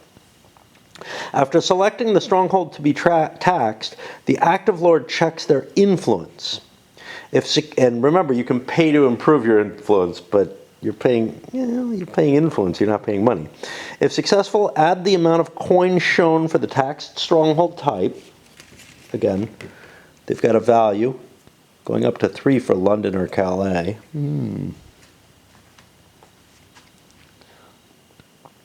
Where are we?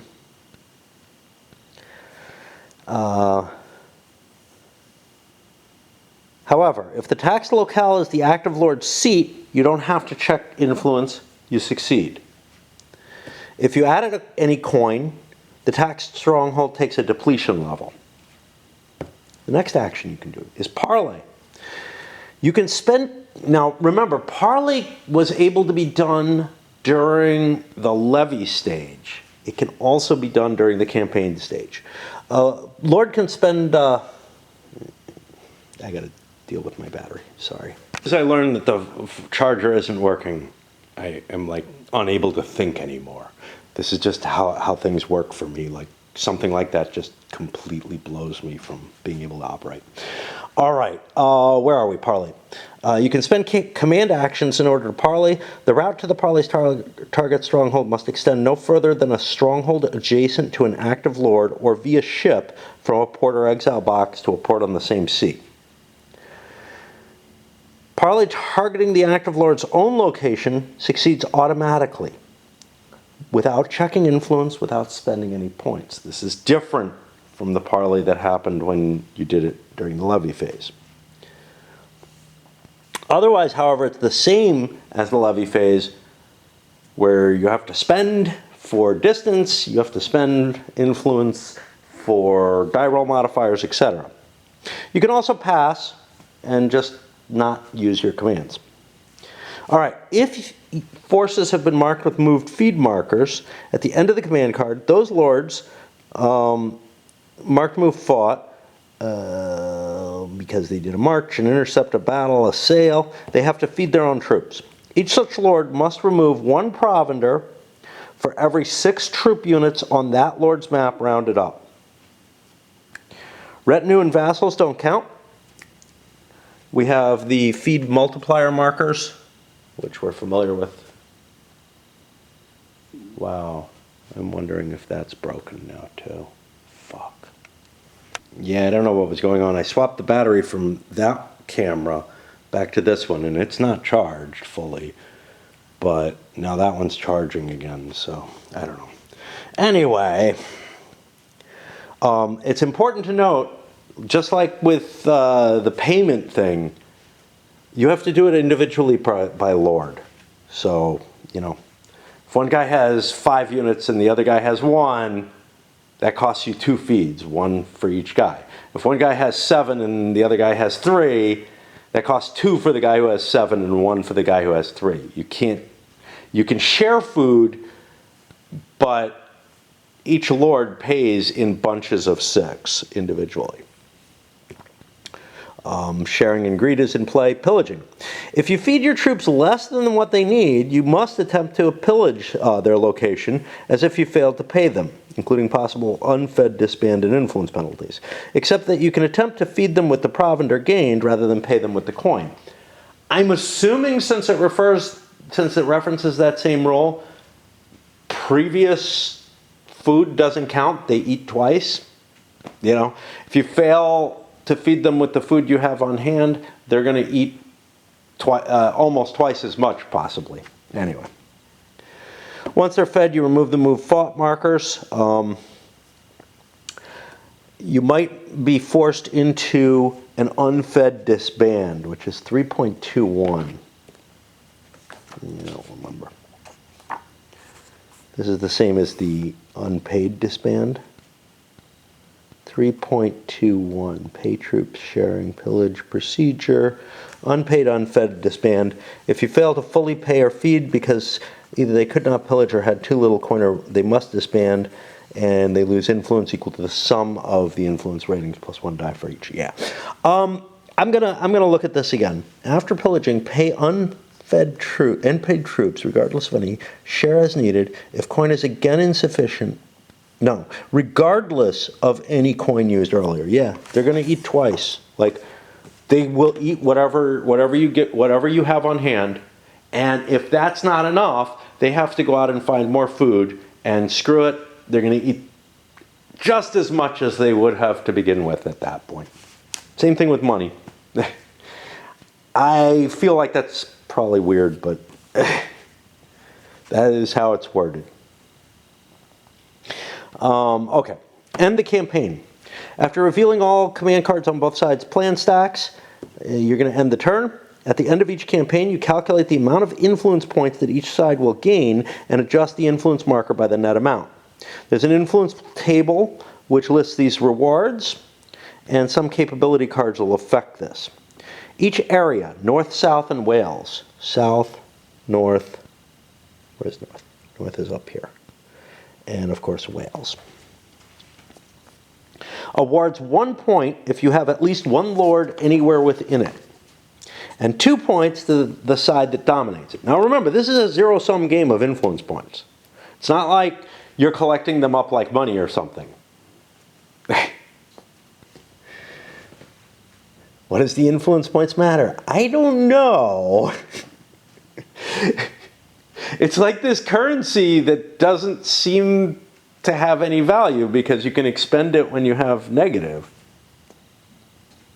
We so far have not seen any effect. I don't know why we're tracking it. 2 points to each side, to the side that dominates it, which has the favor of all strongholds in the area, regardless of any lords present.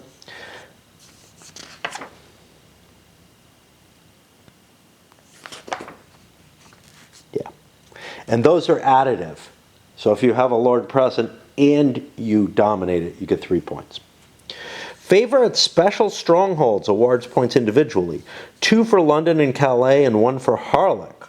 However, you get no points for favor at a special stronghold if an enemy lord is occupying it.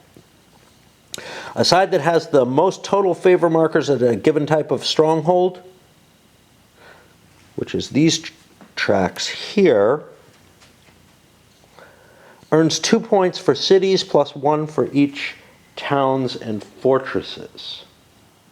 So currently the Yorkists will be gaining a point from that. You know, they'll get a point for this because they have a lord there. Doesn't appear to be anything down here. Doesn't appear to be anything up there in the north. But just as a quick summation. At the end of certain terms marked Gain Lords Influenced on the calendar, each side gains influence points equal to the sum of the printed influence rating of all the lords that are on the map, including in exile boxes. Again, though, you know, I'm producing this commodity, this currency, really, and so far I don't know what it does. Maybe it affects victory, and that's all. We'll see. Yeah, influence point thresholds. It's your victory points. Very well. That feels a little weird, that I'm expending victory points, essentially, for all sorts of stuff throughout the game. And it's like, yes, so. Each lord currently at sea, first rebel, then kingside, rolls a die for shipwreck. If they roll a 1 through 4, they're permanently disbanded. You remove their seat from the map and their lord cards, command cards, cylinders, and seat markers. The owning side loses influence equal to the lord's printed influence rating, plus 1 per vassal who is disbanded this way. Place lords who roll a 5 or 6. This is how safe sea travel is. On that sea, at any ports on that sea free of enemy lords, they must immediately feed. Lords who roll a 5 or 6 who cannot reach a free port instead disband normally. Okay, victory check. After Tides of War and any disembark, you check for a game end and victory. If any side has no lords on the map and no exiled lords in next turn's calendar hex, the game ends and determine campaign victory. I'm not sure the campaign that I'm playing ends that way. I get the feeling that I think you have to play all 3 scenarios, all 3 wars. And if you lose a war, that just affects the setup for the next war. And it's kind of weird because each war is kind of evenly set up, so, and only the last one matters. I don't know how to cope with that. If any side has no lords on the map and no exile lords in the next turn, in next turn's calendar box. So this is a little better than most of the games in the series. Most of the games in the series, if everything's off the map, you're done. Because you got no way to levy people. But here, if you've got somebody in exile on the calendar box, they could levy in that next turn. If a side has influence points equaling or exceeding the scenario's current victory threshold, the game ends. If neither of the above, but the just concluded campaign was part of the scenario's final turn, the game ends and the side with the most influence points wins. Otherwise, you go on to another turn. Now, some of the turns are marked grow. At the end of each August-September turn, remove all depleted markers from the map and then flip all exhausted to their depleted side. Yeah, that's not very fast. Then some of them are marked waste. Wastage is something that happens usually at the end of every turn in Levy campaign. It's not here. At the end of October, November, December, turns 5 and 10 only, on-map rebel and then king's lords adjacent to the map adjust their items. For provender carts and ships, they lose half of them. Half rounded down. They get to keep half rounded up. Coins and troops to exactly what's shown on the Lord's card at setup. You don't remove mercenaries or handgunners. So, whenever you hit waste, you reset your entire force to your original force. Weird.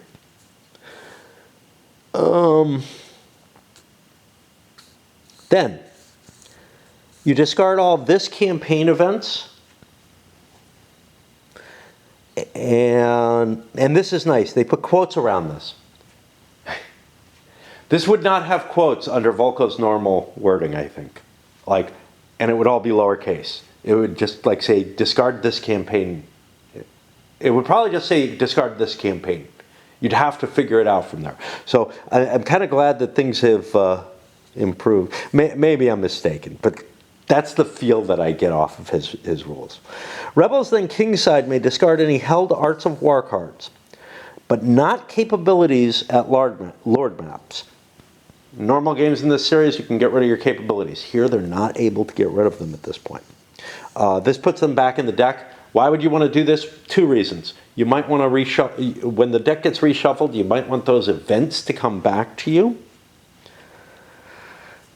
If it's a hold event, no, you would not. So there's only one reason. See, I'm thinking in terms of the other games where you get rid of capabilities. You might discard hold cards because you want the capability for next turn. That's on the other side of it. Check for victory at the end of each campaign, at the end of the scenario. After each war, if playing the grand scenario, special rules provide added victory conditions. If a side upon a victory check has no lords on the game, including none in any exile boxes, and no lord cylinders marked exile in the calendar box for the next turn, the game ends immediately. The other side wins regardless of influence points. Could that happen to both players? I think it could. If the above blow applies to both sides, the game instead ends in a draw. There is no way to handle a draw in the grand campaign. None whatsoever. I have to swap my battery because I put one that doesn't really work in here. Several scenarios list an influence point threshold, some by turn. If a side has reached or exceeded that turn's threshold after a campaign's tides of war and disembark, it wins immediately. If neither side is won by the victory check of the final campaign of a scenario, the side with the most influence points wins. If tied, the game ends in a draw. I'm a little weird about this idea of like I'm spending influence points and they're my victory condition points. It's going to take some getting used to, and I don't know how I'm going to handle that. Let's look at the scenarios. Briefly, they list the lords, the map, setup. We're set up for the Henry VI scenario here. Are there any special rules for it? There are not. Here are additional scenarios. Some of these are just, like this one is just a levying campaign of one turn. The Henry VI is a 15-turn scenario that is the first battle of the war, or the first war in the series of wars. Then we have others. So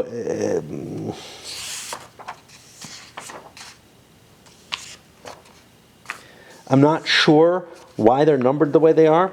So 1A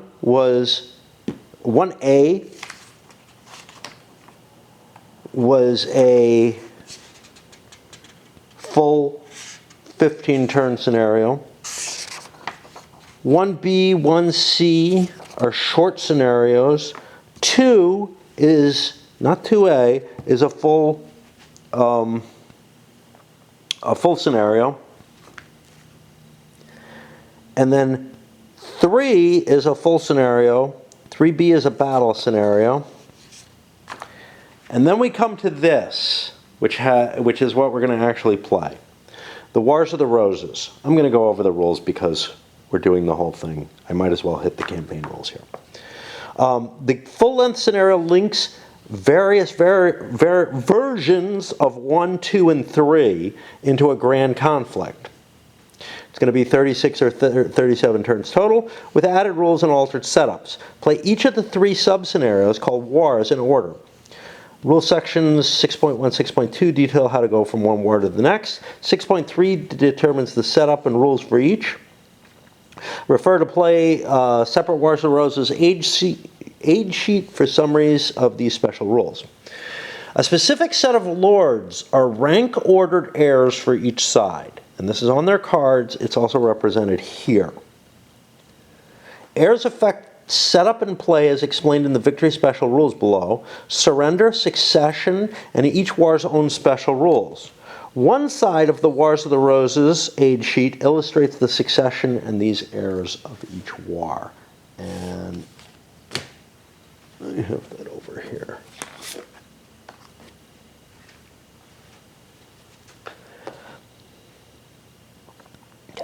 A side that has lost all of its heirs listed for the current war only, removed by death, shipwreck, setup, or special rules, immediately loses that war. A side that wins a campaign or threshold victory in the first or second war wins that war only. In either case, go to the respite and war. A side that has its entire list of heirs removed, which includes Warwick for both sides. Why? I don't know. He didn't have a claim. But he was definitely playing for something. I think just power, but I really don't think he deserves to be on here. Immediately loses the full Wars of the Roses. This is not possible for Lancaster in the first and second war because there's Henry Tudor who doesn't show up till the third, nor for the Yorkists in the first war because they have Gloucester, Richard III. Ignore the scenario end victory until after the third war, which is either going to be 3Y or 3. The side which wins the third war wins the War of the Roses. But you kind of aren't able to position yourself. Like, here's the thing, you know, being the rebels is not necessarily a bad thing.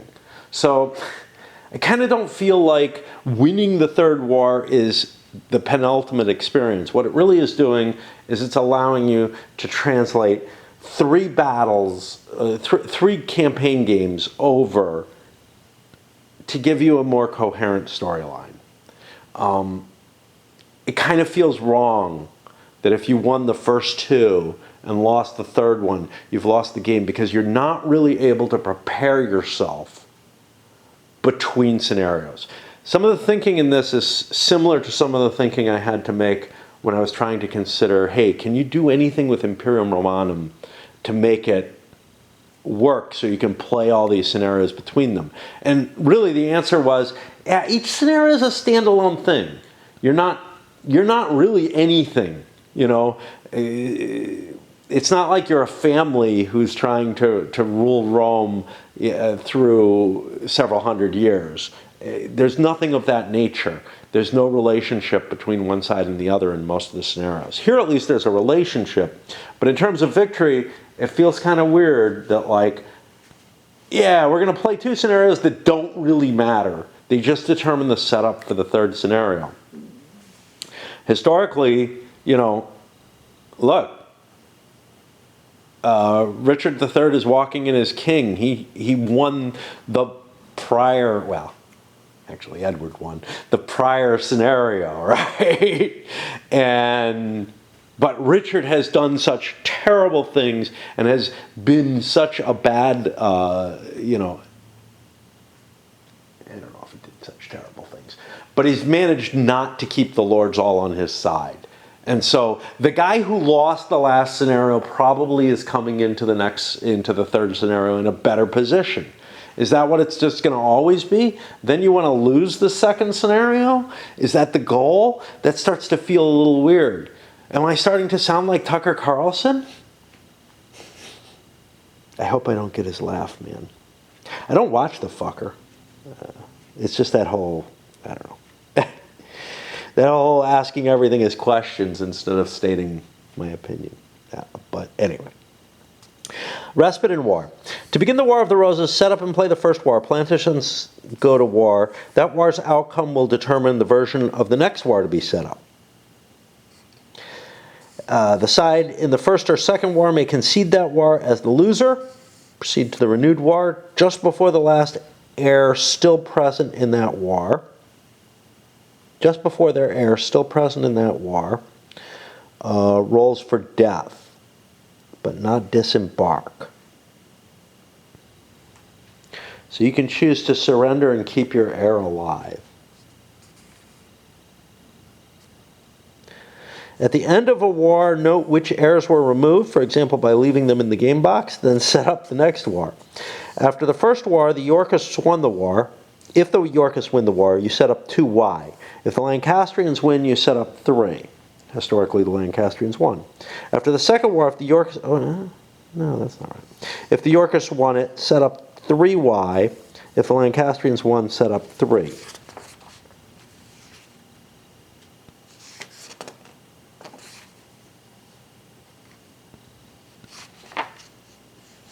This is weird because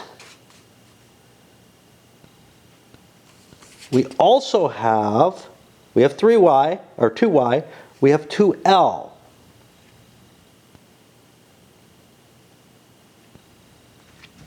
We have 3Y, we have 3L. And here they say things. This is the third war if the Lancastrians wins the second war, set up as below. 3 is my kingdom for a horse.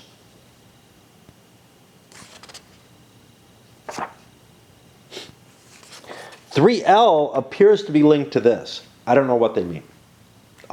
I'm guessing you're supposed to play with 3L. And then again, there was an error. I'm going to look at errata. I'm going to eat something. But this is my attempt to tackle the rules of this one.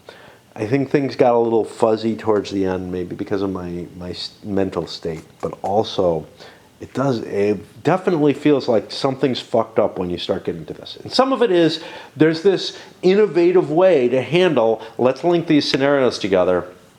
I feel like this is the shakiest part of the system, is trying to make something like that work. I mean, there's a reason that I never figured out how to make Imperium Romanum work. You know, there were other reasons too. Obviously, you could play from one scenario to the other and just follow the setups. That's not what I wanted. I wanted some kind of influence, like they're doing here. Now, that influence appears to be expressed in the difference between 2y and 2l, but the rules say to use 2, not 2l. What do you do? I don't know. I don't know.